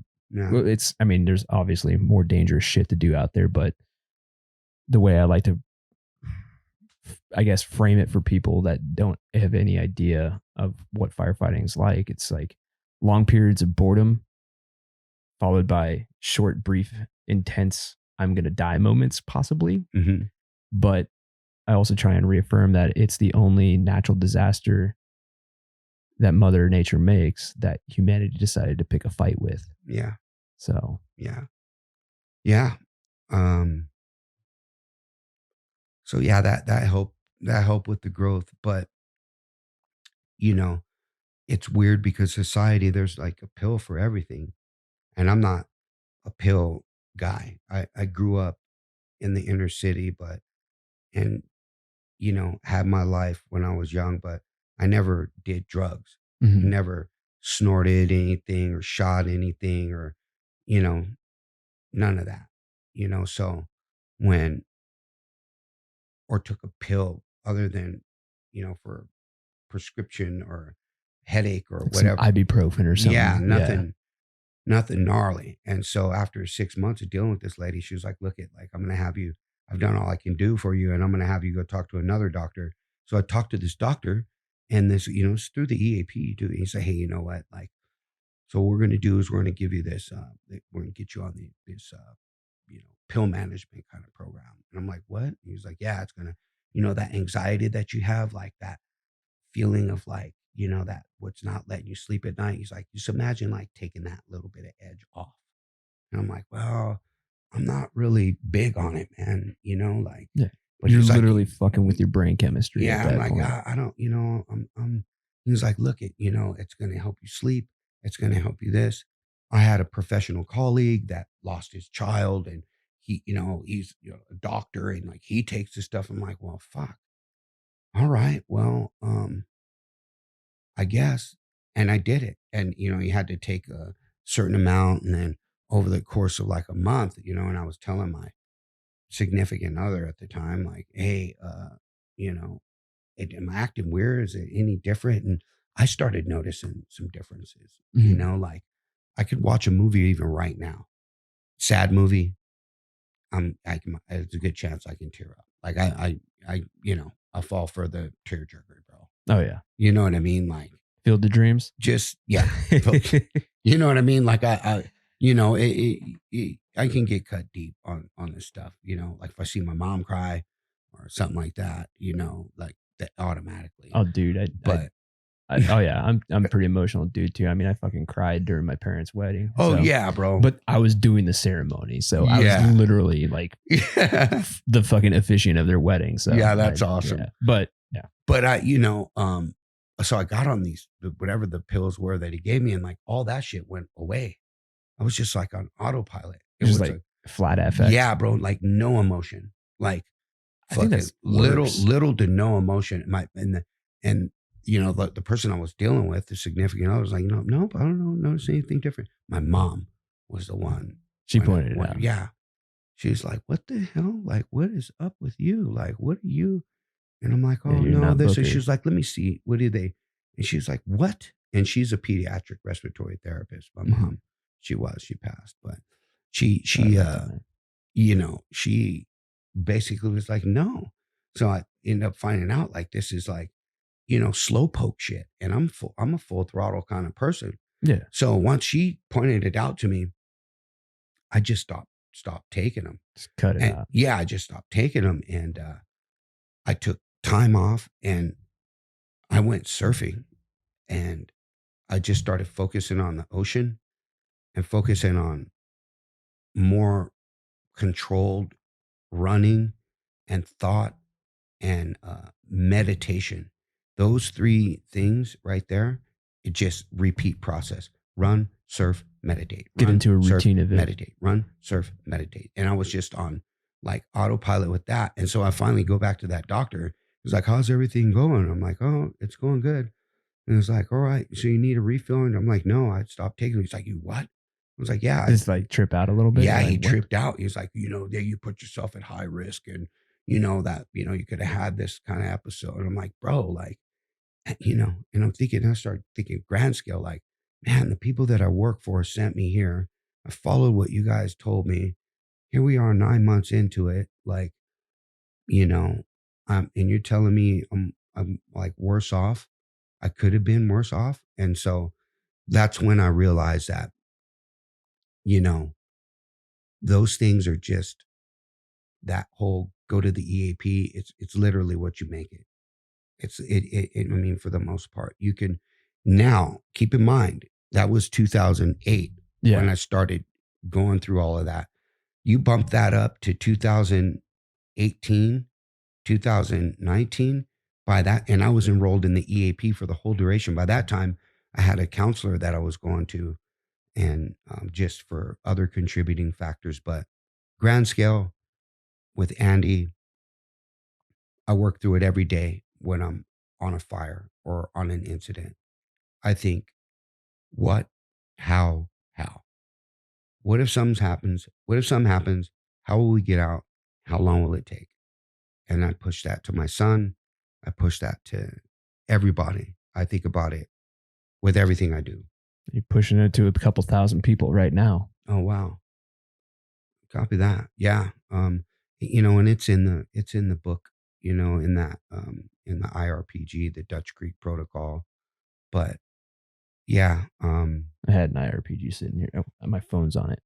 But yeah, yeah, it's right there, dude. yeah, yeah, man. It's and that's the new one. So yeah, and it's pretty simple. What, how, and what, why, what. I always, it's a lot of what's and a couple of whys, but what, how, and what, why, what. And everyone that I ask me, that I mentor or ask me for advice, I write that on my IAP. Because before Andy, I used to open up that IAP and I would look and like, oh, yep, I got a bro here. Oh, yeah. Oh, the Plumas Hotshots are here. Oh, these guys are here. Yeah. Oh, I know that division group. Super. I know that. Yeah. Now I just peel all of that back, and when I get the IAP, I fold it in half and I write on it what, how, and then I write what, why, what. And then it's like a wagon wheel. It's kind of like an OODA loop. Yeah. Yeah. Because then I talk, okay, like, what was the plan? What actually happened? Why did it happen? And what can we do better next time? And then boom, just repeat process. And it's almost like a cadence, and it's been, that's what helps me. And being able to recognize like, oh, well, I don't think it would be good working in Division Zulu right now. Yeah. Under dense smoke and this far away from any roads or any of that with no helicopter support. Or plummeted in a hose lay at 3:00 in the morning in a snag patch. It's like, I get it, man. Is the juice worth the squeeze? That's the thing, man. It's like, we got to fighting fire smarter, not harder. That's a big thing. But yeah, man, that's I am glad to see that there is a EAP success story with your story. But I've heard of a lot of people that have had the complete opposite of that. Yeah. So like complete horror stories. Oh yeah. It's there. Yeah. Well, that they can prescribe you that too, bro. Like, that's why I say it's what you make it. Yeah. It really is. I made the best out of it, by the end of it, myself, I was in it. My wife was coming with me, my son and my daughter, all of us. Yeah. Was your clinician like culturally competent? Did she have like familiarization with first responders or military police, any of that? I couldn't really say all that. I think she had some good tools. She was able to facilitate a good environment for collective growth. Right. Yeah. So, but yeah, she was just some old lady in Beverly Hills, and we go to her house and jabber to her, and sometimes her office. But it helped out. It did help out. But I think, the brotherhood network, like The peer support. yeah, man. Like, I remember when that happened. It was he was my squad boss when I was a hotshot, but he's become this big dude in the Forest Service, especially with chainsaw operations. And like the day after that happened, I saw him. He was like, "What's up, Book?" And I'm like, "Man," it's like, "What happened out there?" And I'm like, "Dude," and I was able to just offload on him. But come to find out, he was with the peer support group. Oh, he was there for the season. Yeah, he was there with the, so that, and helping with the like being a subject matter expert with the chainsaw stuff. So, but yeah, that helps out. But just talking and maybe recognizing it, and foster an environment where people feel comfortable talking, man. That's a big thing, You know, dude. we don't, I don't want to say we don't, but I didn't experience that. Like if you were I mean, I'll just be clear, man. Like there's organizations right now like Amazon and, Costco and maybe even Starbucks that like, if your dog needs to go to the vet and it's dying, you're going to get some time off, without hassle, man, without hassle. Or the guilt trip. Or yeah, without the guilt trip. And, you know, I, I wasn't afforded that. I don't feel like I'm not the only one. There's, I just, I think that, I don't know. I really don't. I'm trying to be tactful here, man, for sure. But we need to start. It's okay to do the classes and click the buttons and stuff like that. But we actually need to foster that kind of environment, you know? And the best way I can put it, there was this movie that I watched. I think it's called Act of Valor. And it's a military movie. I Yeah. don't know if it was based on fiction, but there's a clip in there. And these guys are all beach kids, you know what I mean? They're from like San Diego beach guys. But the divert like they go through this whole roundabout. They're all by this bonfire and they got their families out there. And there's a dude from the inner city, like the hard gangster dude. And then, you got guys just from all over the place, right? It's like this spectrum in diversity. And they're sitting there and they're talking. And so they peel away from their families to where it's just the team, those guys. Yeah. And the main leader looks them all over and he says, hey, we got our orders. We're going to go out operating. And you need to let's make sure that the home is shored up. Make sure you have that locked down. Make sure that that's good. And man, that portion of that movie, of course, there's some other, guns and battling and stuff, but that portion, just that clip right there, I have it in this little leadership slide that I've put together where we need to kind of start getting back to the basics instead of being on this autopilot, click the buttons. Yeah, I've been through the sensitivity training and all of that stuff and figure out what some of this stuff looks like. Like figure out what FMLA actually means and figure out what it's like and what it could be like when someone is forced or has to choose between their life and their work, work-life balance. And of course, there's some exceptions to that, no doubt. Yeah. If you got somebody who's just wants to screw up, they're probably not going to be operating at that high performance level. But if you want a high performance team, then you need to start doing high performance shit to them, like taking care of them on a higher level. Yeah. Well, you said it best, man. You're talking about investing in your future, right? Investing in yourself. Right. Why isn't the fucking agencies investing in their future? Because that's the shit that fucking matters, dude. That right there. Yeah. There's a human investment. There's humans out there that are filling these boots and digging line. Yeah. Fucking running soft, flying eyes in the sky like yourself. Yeah, and they don't realize it oftentimes until it's too late. It's too late. The dude loses his mom while you're playing games, with his lifestyle. You know what I mean? Or his dog's dead now because you know you couldn't you didn't have you didn't foster an environment where he felt comfortable going to take care of sometimes some people all they got is their dog, bro. Oh yeah. And some people all they got is their mama.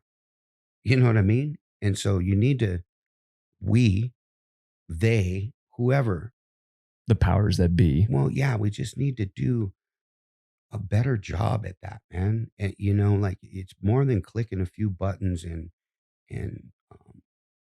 you know Checking that box. yeah, saying everyone's good to go.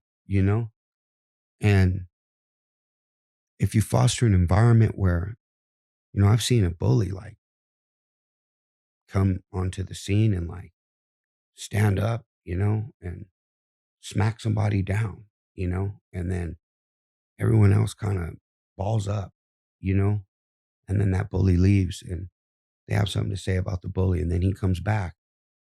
And their mouths are shut again. Yeah. And then, smack somebody else down. And then he looks around the crowd and anybody got something to say? You got something to say? I've always been that guy where, you asked the question, man. So I If you sat want my here, opinion, I'm going to give it to sat you. here and watched you smack these people around and flex your muscles and be all tough and shit. You didn't smack me. So I didn't have anything to say. But when you ask me, do I have something to say? I'm going to say what I have to say and I'm going to say something about it.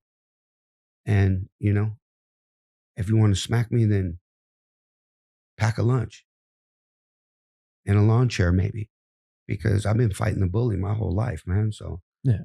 I'm not afraid of an ass whooping.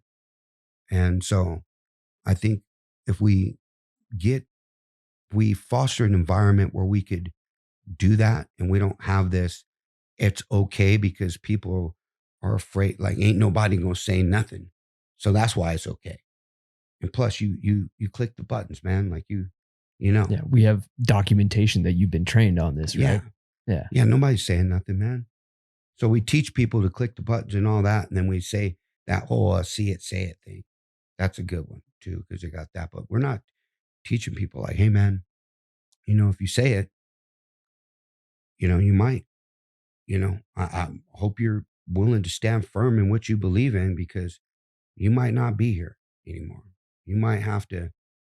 And I don't think a lot of people are willing to go that route. I think a lot of people are stand up as far as like I said, as far as they need to without ruffling feathers too much. Yeah, or getting, coming up above the horizon. Getting that headshot off. Yeah. Join the canoe club, man. Yeah.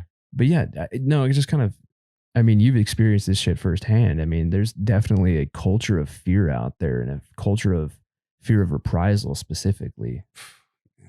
That's, yeah. Yeah, there's all kinds of creative power words and shit, that people use, like the attractive words, like, reprisal and all of that, and like, I get it, but what it boils down to is if you don't stand for something, you're gonna fall for anything. And It's a good one. yeah, and you got to be willing to stand up for what you believe in, even when the outcome might be adverse to you. See, the investments that I've made and the decisions that I've made, I sleep good at night. I sleep good at night, man.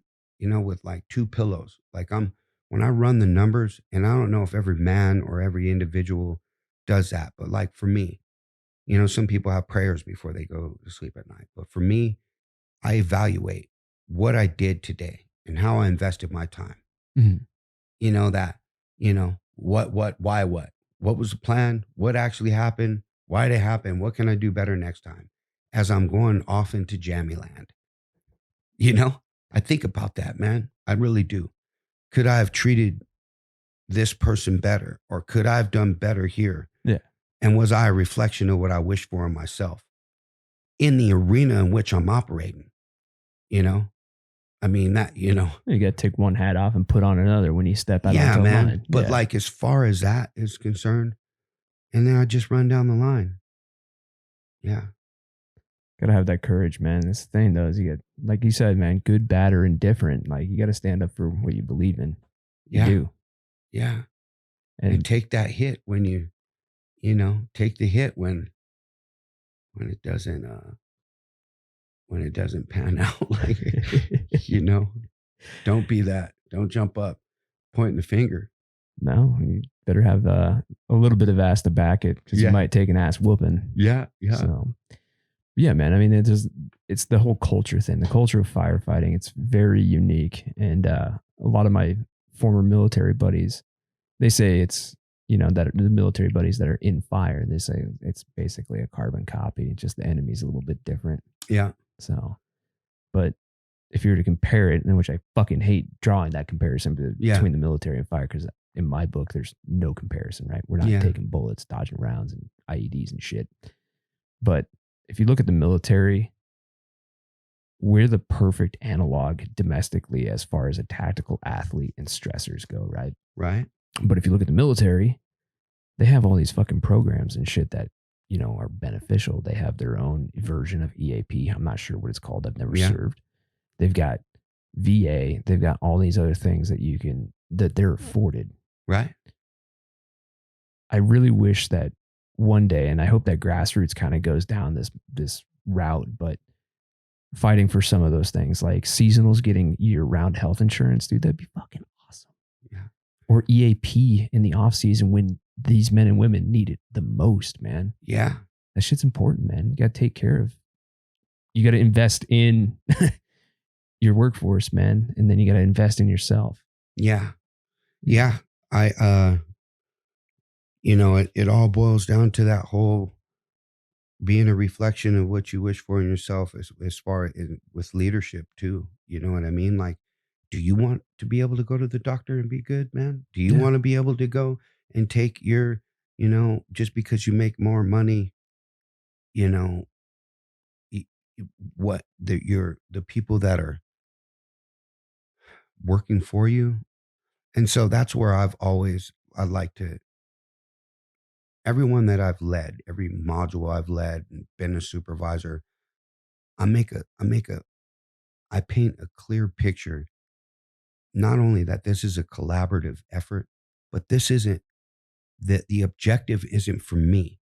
You're not doing a good job for me. As soon as you paint that picture, like you're doing this for me, there's someone out there that's going to let you down, and they're going to want to let you down. You know what I mean? They're going to want to let you down. They're going to want to let you down. And, you know, whereas if you paint something that's like team, you know, this is for us. Yeah. I'm just the liaison. Like, I got to talk to the people ahead, but like this is us doing good. You're not building this for my mantle for me to take home. And it's not me. I'm not getting a fucking trophy out of this. We get a lot of that leadership, like where, and once you paint that and realize that these guys are and gals and they are a reflection of you, then I think it makes you a better leader, you know, because there's a couple of things that I like to do and that I did. And I think that and I only did it because the leaders before me is, you know, if you paint a picture, and I've been there where someone thought, oh, you know, you failed at this. And they've used that term. If you paint a picture where someone's going to fail, the likelihood of them wanting to do it again is unlikely. It's unlikely. But if you paint a picture of an opportunity for improvement and you label it as such, then you automatically plant a seed to where they want to come back and do better because there's an opportunity to improve. Yeah. When you fail, you just failed. So do not.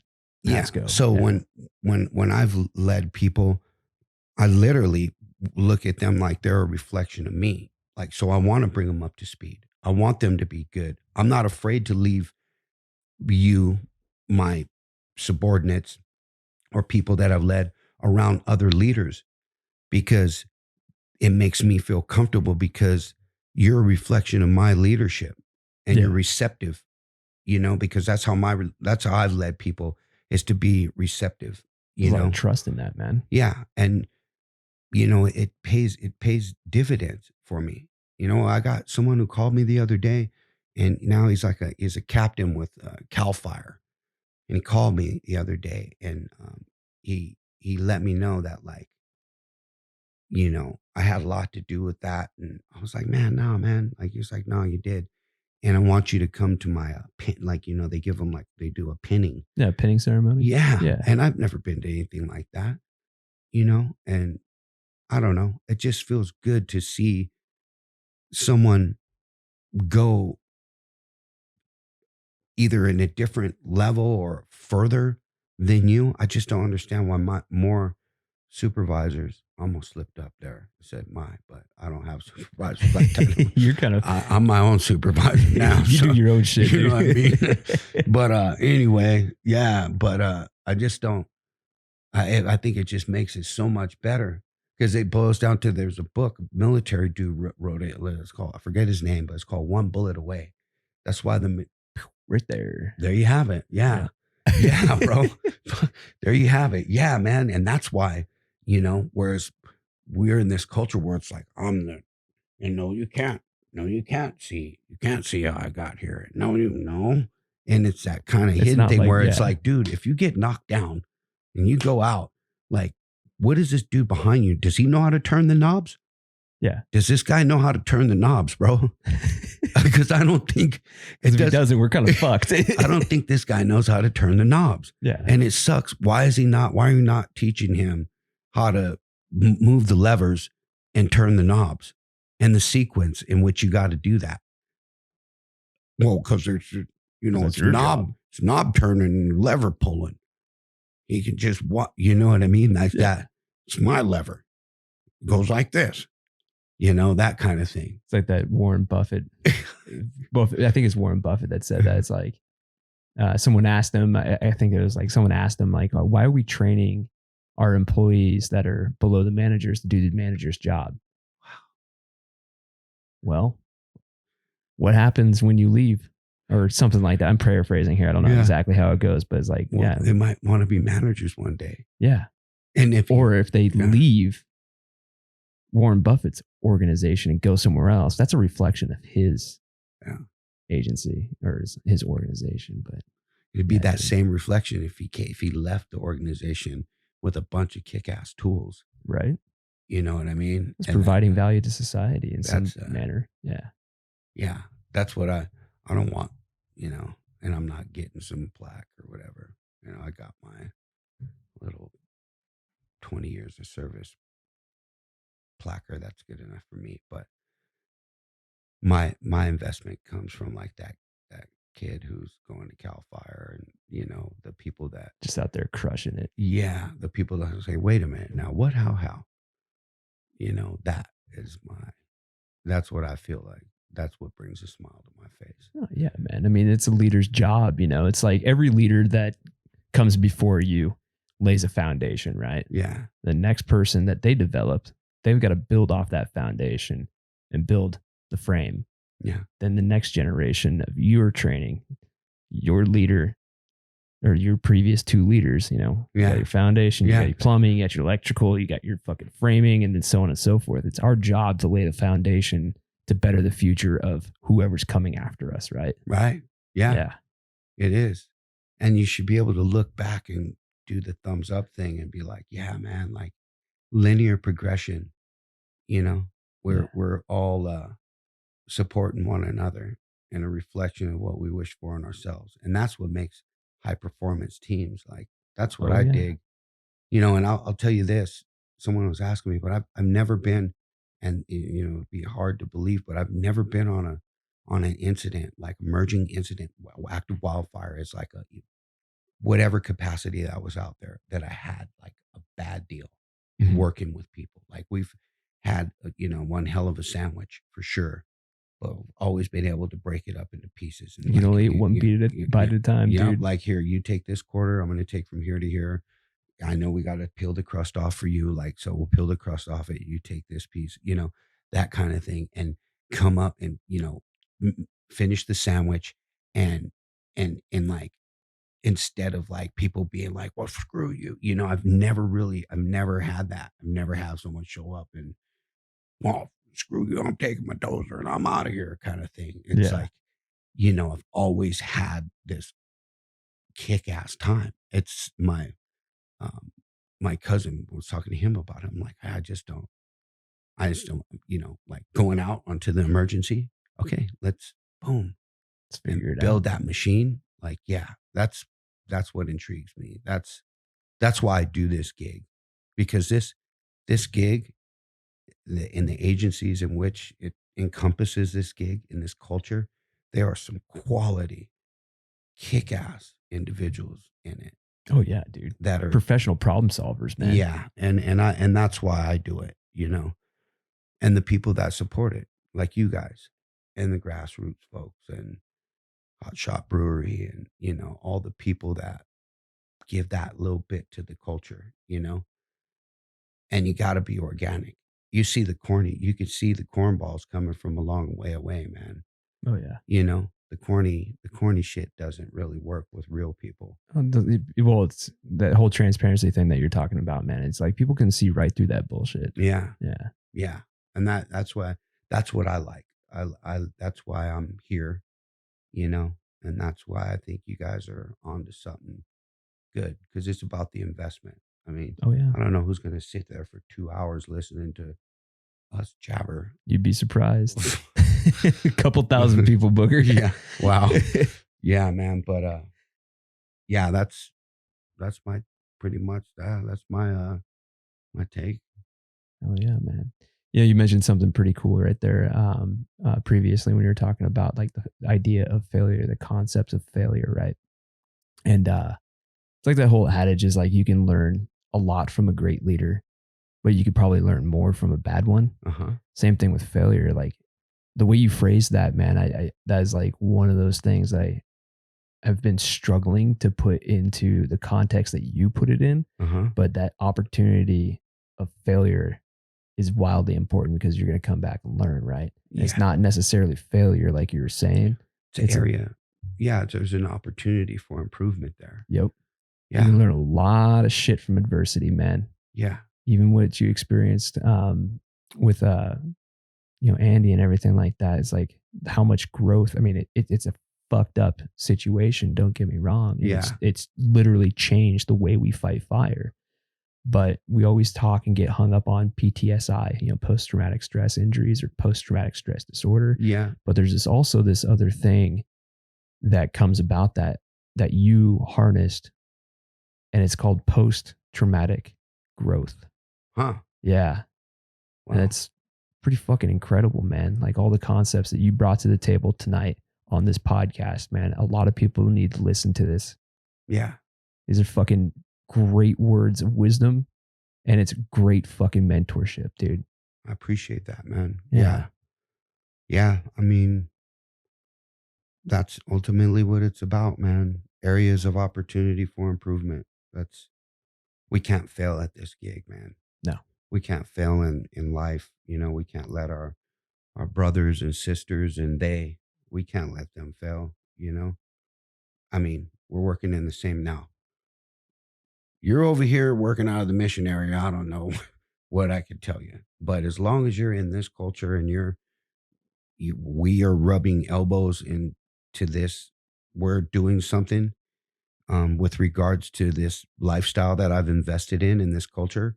If we're operating together, I want nothing but the best for you, because you're a reflection of what I wish for myself. And, I can't afford, and it almost sounds selfish, but I can't afford to let someone fail that's working with me, or Yeah. even paint the picture for failure. We can always look for opportunities for improvement. Yeah. And that's what I'm doing, man. Ever since I reevaluated my career decisions back in November of last year, I've been accelerated. My everything has just been accelerated. And dude, honestly, to like see that growth from that, like from talking to you, just talking to you, like like when we bullshit on Instagram or through text, right? Yeah. The change in your human nature has changed fucking dramatically from then to now. Where Oh, we're yeah. sitting right now, dude. Oh, yeah. It's impressive. Yeah. Well, thank you, man. It's it's rough. It was rough, for me for a long time. Oh yeah. It's no secret, like I had to figure out how to manage something that I really couldn't control. And every tool that I had and every lesson that I learned was not applicable. It's like having a key ring full of keys and having to open a door up like pretty lickety split. And you usually have 5 keys, like the first 5 keys usually work. Yeah. And now I'm on like key 55 out of the whole damn rung.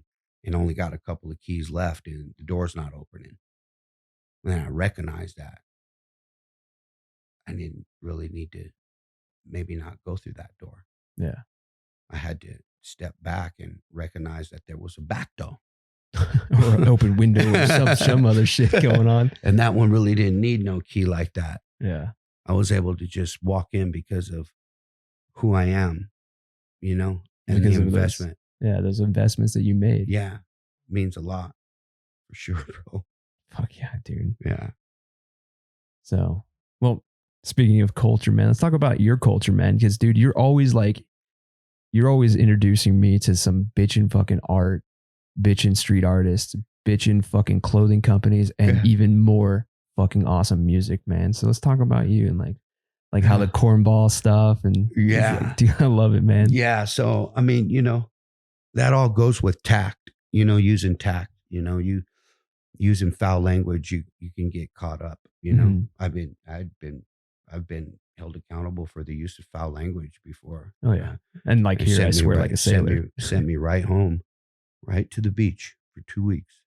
So, but anyway, that was a result of my culture growing up because things were, you know, when I was growing up, it was corny, you know, oh man, that's corny or whatever. Yeah. But a cornball, if you look up the definition of cornball, you know, it just doesn't have any substance, you know, it's just, it's corny, you know, it's mostly air. Yeah. It's just, and so instead of like referring to someone as something adverse or bad, you know, instead of calling them a douchebag or something. Yeah.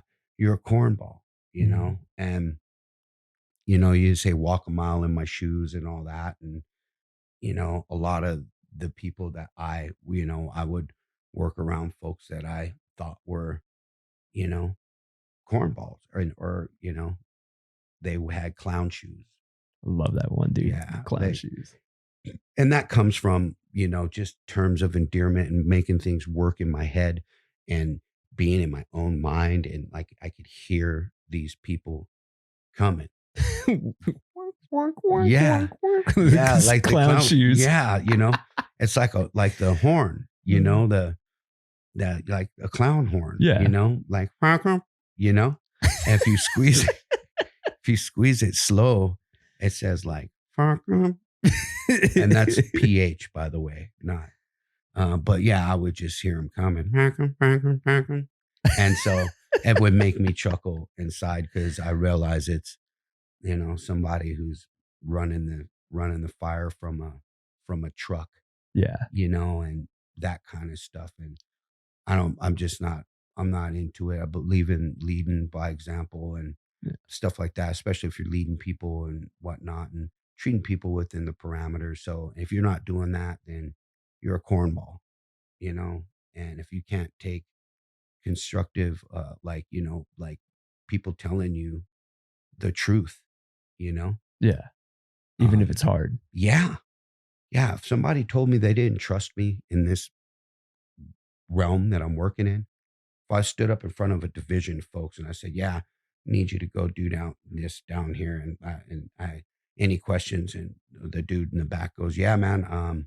I got to be honest with you. You know, I've been going down this road a couple of times, and each time I went down, like, there's traffic coming up, and, you know, you said that we got road control, and, you know, quite frankly, I don't trust you, and I don't think that you have the best interest of us in my strike team in your mind.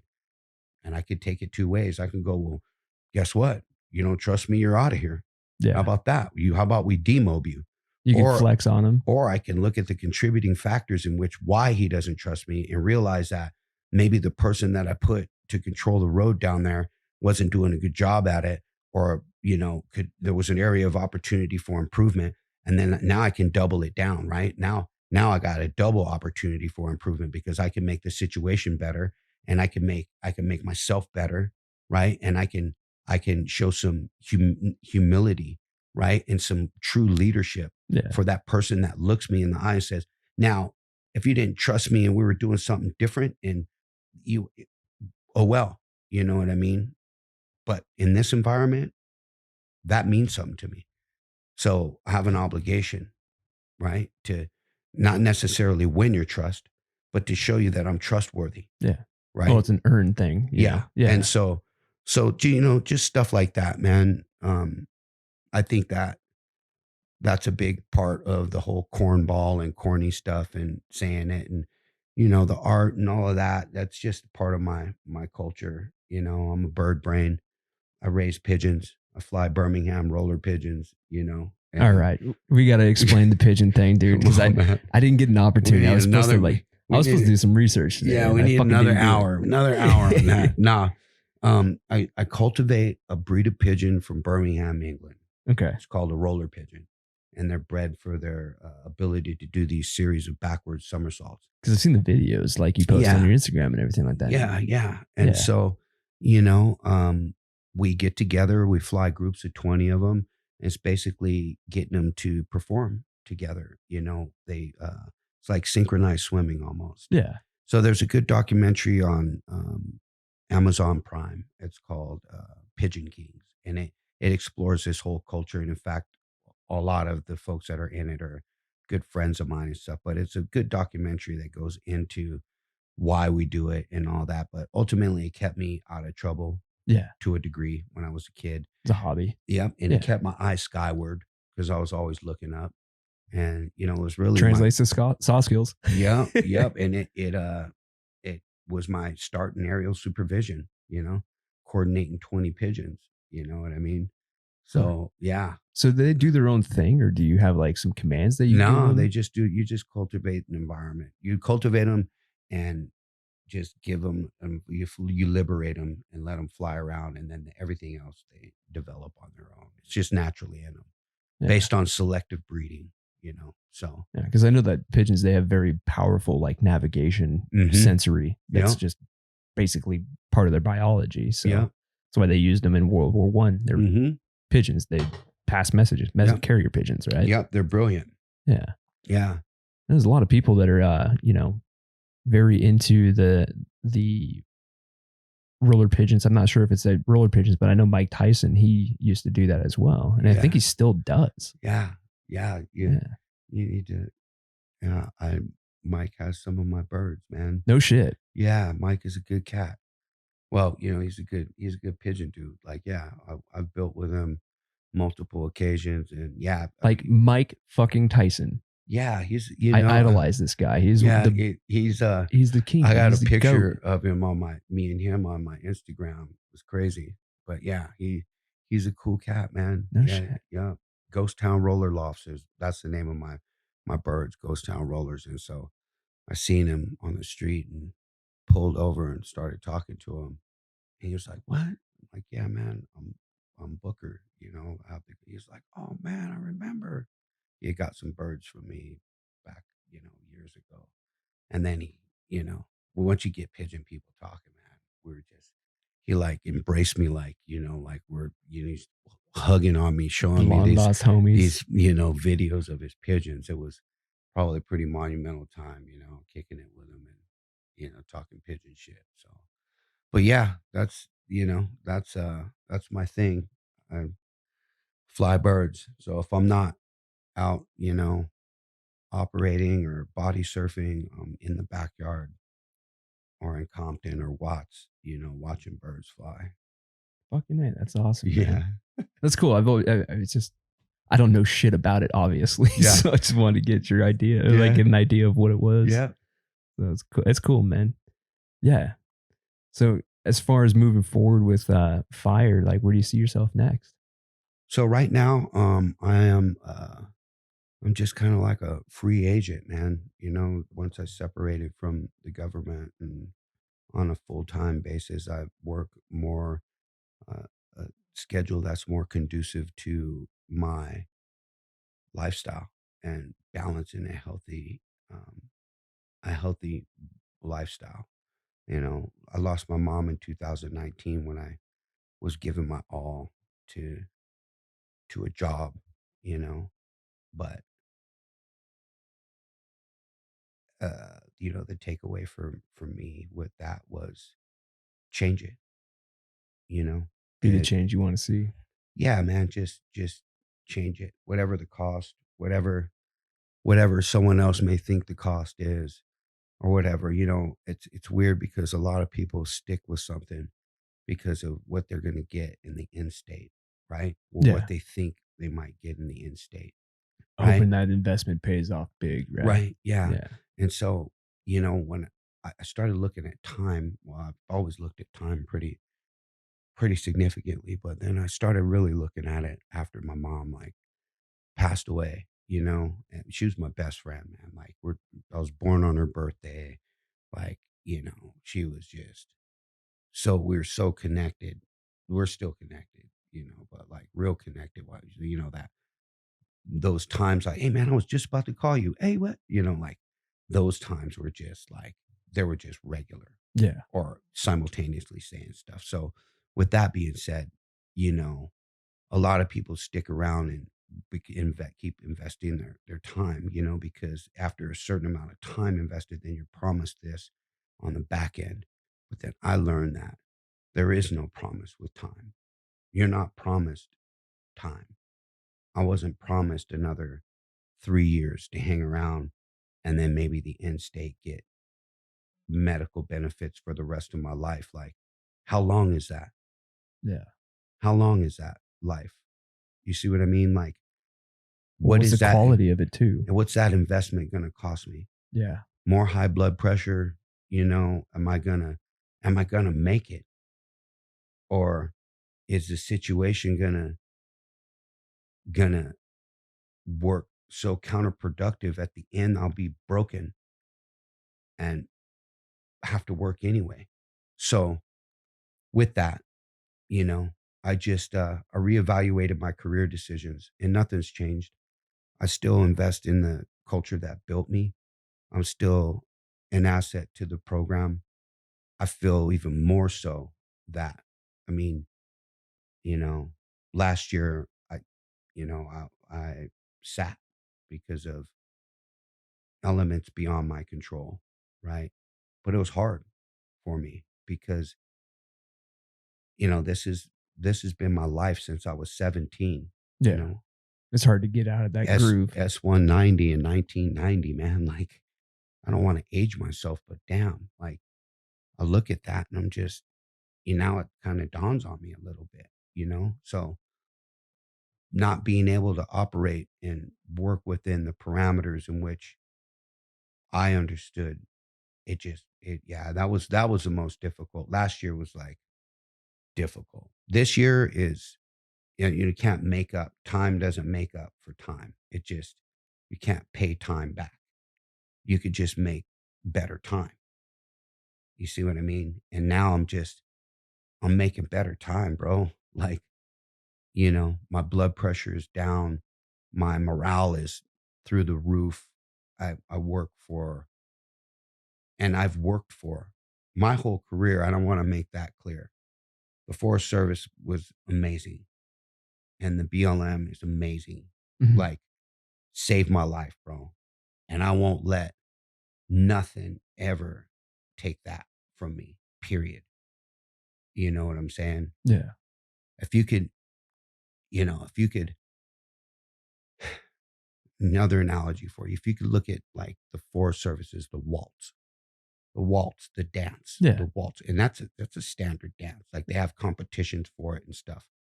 And you know what the waltz looks like. Yeah. And you give the standards for it, right? And then there's certain steps and standards, right? And then you think about each geographical region is supposed to implement those standards and do the waltz, right? And you go to these different geographical regions, and they're doing the waltz. They just maybe in different attire, but the steps are the same. Yeah. They're just wearing uh you know plaid or you know hard shoes. Clogs or something. Yeah, Yeah. but the steps are the same, right? Yeah. It's kind of that same way with the with the agency or the agencies. You get to a different geographical region and you might have on some different, but the steps are the same. But then you get to a place where they're doing the Macarena and they're calling it the waltz. And you know good and damn well what the waltz looks like because Yeah. you've been doing it your whole life. And you're doing the Macarena and you're calling it the waltz. Now I can sit here and try and teach you the steps and stuff, but you know, It ain't gonna line up. yeah, these are the parameters and you're operating in a different way. So I'm not gonna, so once you recognize that and I recognize that, I just need to get back to the waltz, and the core steps of it. And that's what I'm doing now. Still a reflection of the core values of duty, integrity, and respect, man. Just bring it back to what's real. Yeah, the basics and Yeah. my health and stuff. And this is the first time I've been told like someone, that I worked for that I work for said thank you. Like, thank you for going out and doing that. Like, thank you. And it's like you figure like I've heard that before in my life. Like, hey, thanks for the job you do. But it's not as meaningful as it is. Yeah. It now. didn't have power, didn't have validity behind it. Yeah. Yeah. Yeah. And it's awesome. It really is, man. Like slightly better than awesome, And yeah, I'm not waiting on tomorrow. See, because look at man, if yesterday got us to where we're at today, right? And we're not promised tomorrow, because I believe in that, right? Make make today better, or than it was yesterday, and always push forward and learn from your stuff, right? Yeah. Because you're not promised tomorrow. I'm not a mathematician or some brilliant guy, but as the older I get and the more time I spend, the more I recognize that what's important is the now. It doesn't mean that I can't invest into tomorrow. Yeah. Or not consider yesterday. But the most important thing is right now. It's the thing you should cherish, dude. the And most. I'm serious, man. I was like, it was like a light, like blinking light sensation for me. Like, I say it now and I'm like excited. I say it and it's like I just heard it for the first time, like Rumpelstiltskin, and you giggle over the shit. You know what I mean? Yeah. But just hearing it, hearing that what's important is now. And I've been maxing my time out, bro. I've been maximizing my time. I've been away from home for a while, but that time is, I got a phenomenal supporting cast at home. The home unit's yeah, solid. Yeah. my wife, my manager, like she, we know who's in charge. Let's just put it that way. You know who's in charge, right? Oh yeah. Oh yeah. Huh? My wife is in charge. That's for damn sure. But no, that's that's one of those reasons why I got out of the game too, is like, looking at the future and that time thing. And, I wanted to have kids, wanted to have, house, big fence, just go do that thing that a lot of people want to do. Right. Yeah. And I kind of came to the point where I wasn't progressing in my career. And wasn't progressing as fast as I wanted to in that whole reality versus expectations thing. Right. And it's just like a switch, like you're saying, man. Enjoy the present. So I stepped out of fire, started doing this shit. So yeah, but did you really step out of fire though, man? Now that I think about it, no. Exactly. If anything, I'm more into it. Yeah. It's just not in the black. That's it. Yeah, no, you're impacting the culture on a different level, man. Well, it's not really me. It's you, man. Well, it's all a guess. Like your shared experience on this show and the mentorship that you're providing to that literally fucking thousands of people right now. That's the ultimate. That's like the contribution to society right there. Yeah. So you guys. Well, yeah, man, but you could sit here on Facebook Live and I could be saying this shit all day long, but like you facilitate it, you push for it, you put that good information out there, and that's what it's going to take, man, and here's the deal. You can't, there's no one that's going to attack you. Well, you'd be surprised. Sure. Well, yeah. Let me reel that back. But that you got thick skin. You know what I mean? Like I'm transparent with everything that I've said here. I believe in it. I believe I'm doing something good, and I believe in the agencies that built me. I believe in them, man. Or I wouldn't wear the patch. Period. literally saved my life. So, there's nothing bad I can say, really. Like, do we, yeah, we need more pay. Like, everyone recognizes that. I'm Yeah. not going to sit here and, I don't have the fix all for that, but I don't think I anybody know, I does, know man. that a few bad experiences or adverse experiences, let's not say bad, and, a couple of people doing the Macarena instead of the waltz will not deter me from the big picture or stain my perception on an organization and organizations that have opportunity and that Huge amount of it too. that saved my life, and that that made me, and then allow me to be what they made me. That's the beauty in it, Yeah. you know? And I, I don't I don't do it for the cookies or, you know, the ice cream and, all of Can't forget that. about the model pops though. Yeah, they're good. But you know, I do it I do it because it's all I know, man, honestly. And it's a culture. And It that is. little bit of selfishness too that want to actually, I like building those people that, I had an engine crewman that was on my engine here when I worked, on the HT. And he called me up when I was, sitting on a platform somewhere with no gig. And he says, "Hey man, hey, you still doing the air attack?" That Yeah. He's like, "Hey, do you want to come over and help out with this fire?" What, wait, what? It's like, "Yeah, I'm working in the comms unit and I don't know. There's an opportunity that maybe, are you available?" 2 hours later, bro, I'm on a plane flying. And that was my engine crewman that made that happen. No shit. Yeah. Damn. Yeah, man. Like, cool stuff like that.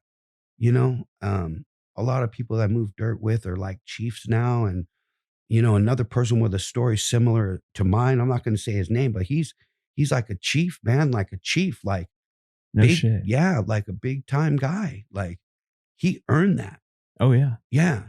And his Well, you have middle to his earn a his lot, middle dude. knuckle is bigger than the rest of his knuckles on his hands, like mine. Like, he's He throw got hands. bumps and been drug around and stuff like that. Battle scar, school of hard knocks kind of guy. And it tickles me, man. It makes me happy. So I don't know. That's kind of where I'm at on the whole thing. There's some good folks in it, and that's why I do it, man. I don't do it for Definitely don't do it for the cornballs. No. Fuck And I no, didn't dude. sign up for clown shoes. I wear boots. Well, a little softer now. I got some like leather shoes, but I got boots as well. I was wearing what was Yeah. it? I was wearing Loas for Yeah. a while there. Yeah. Comfy. But it's neither here nor there. But yeah, man. That's the thing, dude. This whole culture thing too is like you gotta make the best of it. It's not easy work. It's not glorious work. It's fucking hard, man. And it's gonna be fraught with a lot of challenges. Yeah. Period. There's no two ways around it, man. But if you embrace it and really embrace it for truly what it is one of the best fucking jobs that I've ever had, dude. I miss the shit out of it, man. Yeah. Yeah. There's no comparison, man. Yeah.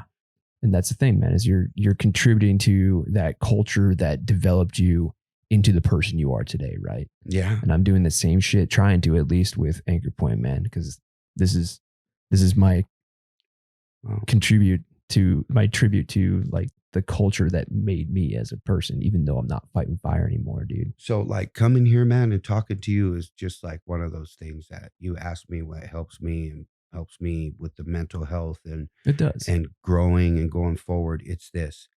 Like, I don't know who I'm talking to. I know that I came to talk to you.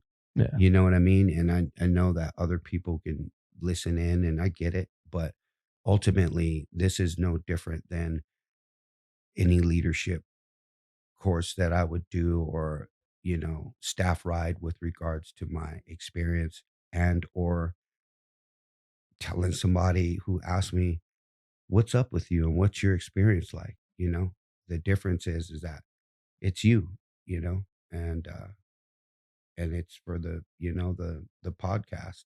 You know how many podcasts I've done? Oh 17. yeah, no, I have no zero, idea. zero, man. I don't not a podcast guy. I Yeah. don't, but I'll jabber forever, man. To the bros Yeah. and the sisters and they. I'll talk. You know, Yeah. if it could make it easier in this arena, I don't know about other stuff. Maybe pigeons and body surfing. Yeah. Pigeons body surfing too. Body Subject surfing, matter expert. Dude. pigeons, moving dirt. But that's the thing, man, is like this whole conversation. And I just want to keep doing this stuff because like conversations like this is what ultimately makes a better firefighter, in my opinion, right? Yeah. This is like you said, man, this is fucking leadership training right here. You may not be a leader now, but you can learn from somebody you don't even work with. Yeah. Just like all the points you're making today, man. That's mentorship at its finest, leadership and mentorship at its finest. And that's your contribution. I appreciate that. Yeah. If it's anything I can say and leave you with in them or whoever, it's honestly think about what it's like to be a reflection of what you wish for in yourself, especially in this culture, in this field that we're working in, you know. Um, realize that you had your gloves dangling from your hip pocket. You had that bandana around your neck one time. Everybody's done type 2 shit. Yeah. Everybody. You've been that tango dose, and I laugh at it. I giggle. My first fire picture I have, I got the bandit, bandana and stuff. But those, just those little things like that. Just, be a bro. Don't giggle at that dude all the time who has his headlamp on, his helmet in the daytime. Bro, I had white sunglasses, white framed fucking sunglasses at one point in my fire career. And then, yeah. Tell a bro that he could wear that headlamp around his neck. It's a lot, the little pro moves, share those, so everyone's dialed in. That's Right. what it's about. And speaking the same language, man. yeah, don't waste your time. Don't waste. Never be. I think that's like, if you could just wrap your head around that. I don't know, man. I'm like, it's like something. I'm just going to keep circling, like time management. Yeah. Don't waste your time on petty shit like your ego. Yeah, man. Yeah. Yeah. And realize, like, even if you're having a bad deal with someone, like, that time is invested. Like, that time, you're not going to get it back. No. So manage your time, pace yourself accordingly. Don't be a cornball. And take off the clown shoes. Yeah. Wash your hands. That's a big one. Make sure you're washing those hands. Right. Yeah. Jesus, man. Well, fuck, man. That's a pretty powerful way to end it, man. That's some good words of advice, man. So, yeah. That being said, where can we find you on the socials? Yeah, I'm like a private guy. I only clear in the, no cornballs. But yeah, it's Pigeon Book on the Instagram, and that's pretty much all I do. I'm just a pretty private guy. I don't talk politics or pigeons. Well, no, I talk pigeons, not politics. And I stay away from politics. Yeah, too, man. I'm like politically homeless, so no one fucking like I can get no one's approval. Yeah. So but yeah, I'm definitely open to help anyone that's struggling with situations that I've been through, or a situation that maybe I can help them through. I like to help out. I like to be a reflection of what I wish for in myself. So, I don't look for followers. That's not about that. I'm not about that. I just, if you're organic and one of the real ones, then push the request button, I guess, But other than that, I'll definitely catch you on the flip side and look to be an asset to your program and be an asset to this culture and this lifestyle. Fucking A, man. Fucking A. Yeah. Well, last but not least, Always give the opportunity for you to give a shout out to some homies, heroes, mentors. What do you got, man? Man, I got a whole list of them, but just man, all of the bros that helped me fly over the cornballs with broken wings, like that just, those people, they know who they are. But, Tony, Killer, Joel, Jerry, first name basis for you guys. Ken, all you guys. Charlie. I mean, the names just go on and on, but those folks that have mentored me, I'm truly grateful and they continue to mentor me. So I want to be a reflection of their leadership too. And a lot of this style that I have has been cultivated from what they invested in me. So, and then, the folks that are doing good and fighting the good fight, like my young D Loco, Damone Dedman, the camp, can't alter my perception. That's those are the live ones.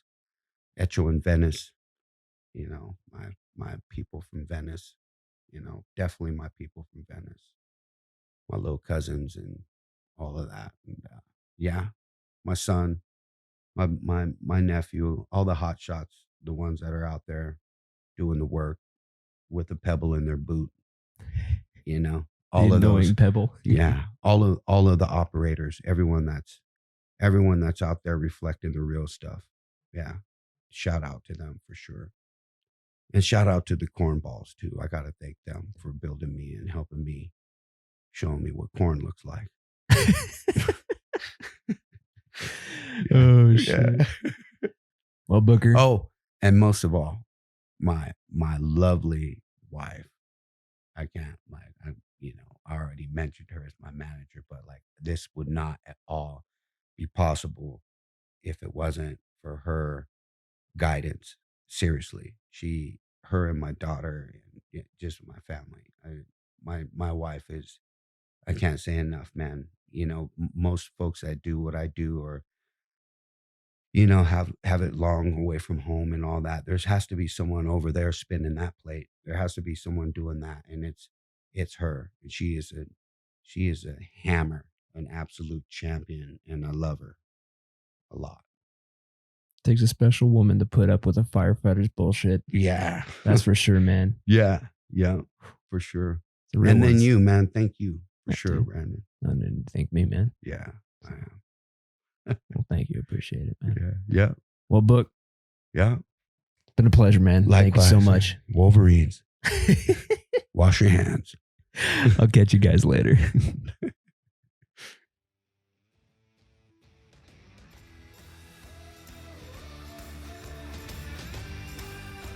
And boom, there we go, ladies and gentlemen. Another episode of the Anchor Point Podcast is in the books with my good friend, Ronald Mark Booker Jr.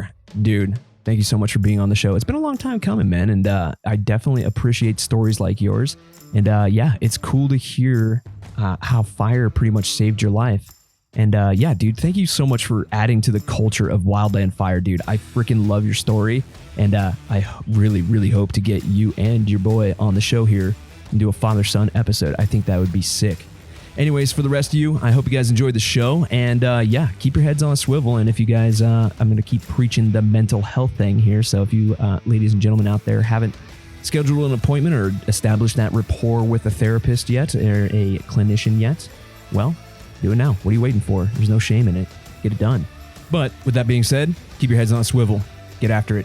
Special shout out to our sponsors. We've got Mystery Ranch, makers of the finest damn packs in the fire game, and then some. It's pretty awesome. Go over to www.mysteryranch.com, and while you're at it, check out the Backbone series. They're doing huge things for the community. We've got Hotshot Brewery, purveyors of the finest damn coffee for a great damn cause, giving back a portion of the proceeds to the Wildland Firefighter Foundation. Go over to www.hotshotbrewing.com and check them out. We've got the Ass Movement, spreading the good word about burying your turds. And like I said, if you guys want 10% off your order, your purchase, go over to www.thefirewilds. Check out the Ass Movement. and enter in the code AnchorPointAsk10 at checkout to get 10% off. And last but not least, we've got the Smoky Generation. Go over to www.wildfireexperience.org and check it out. Bethany, you have an awesome organization. For the rest of you guys, well, you know the drill. Have fun, stay safe, stay savage. Peace.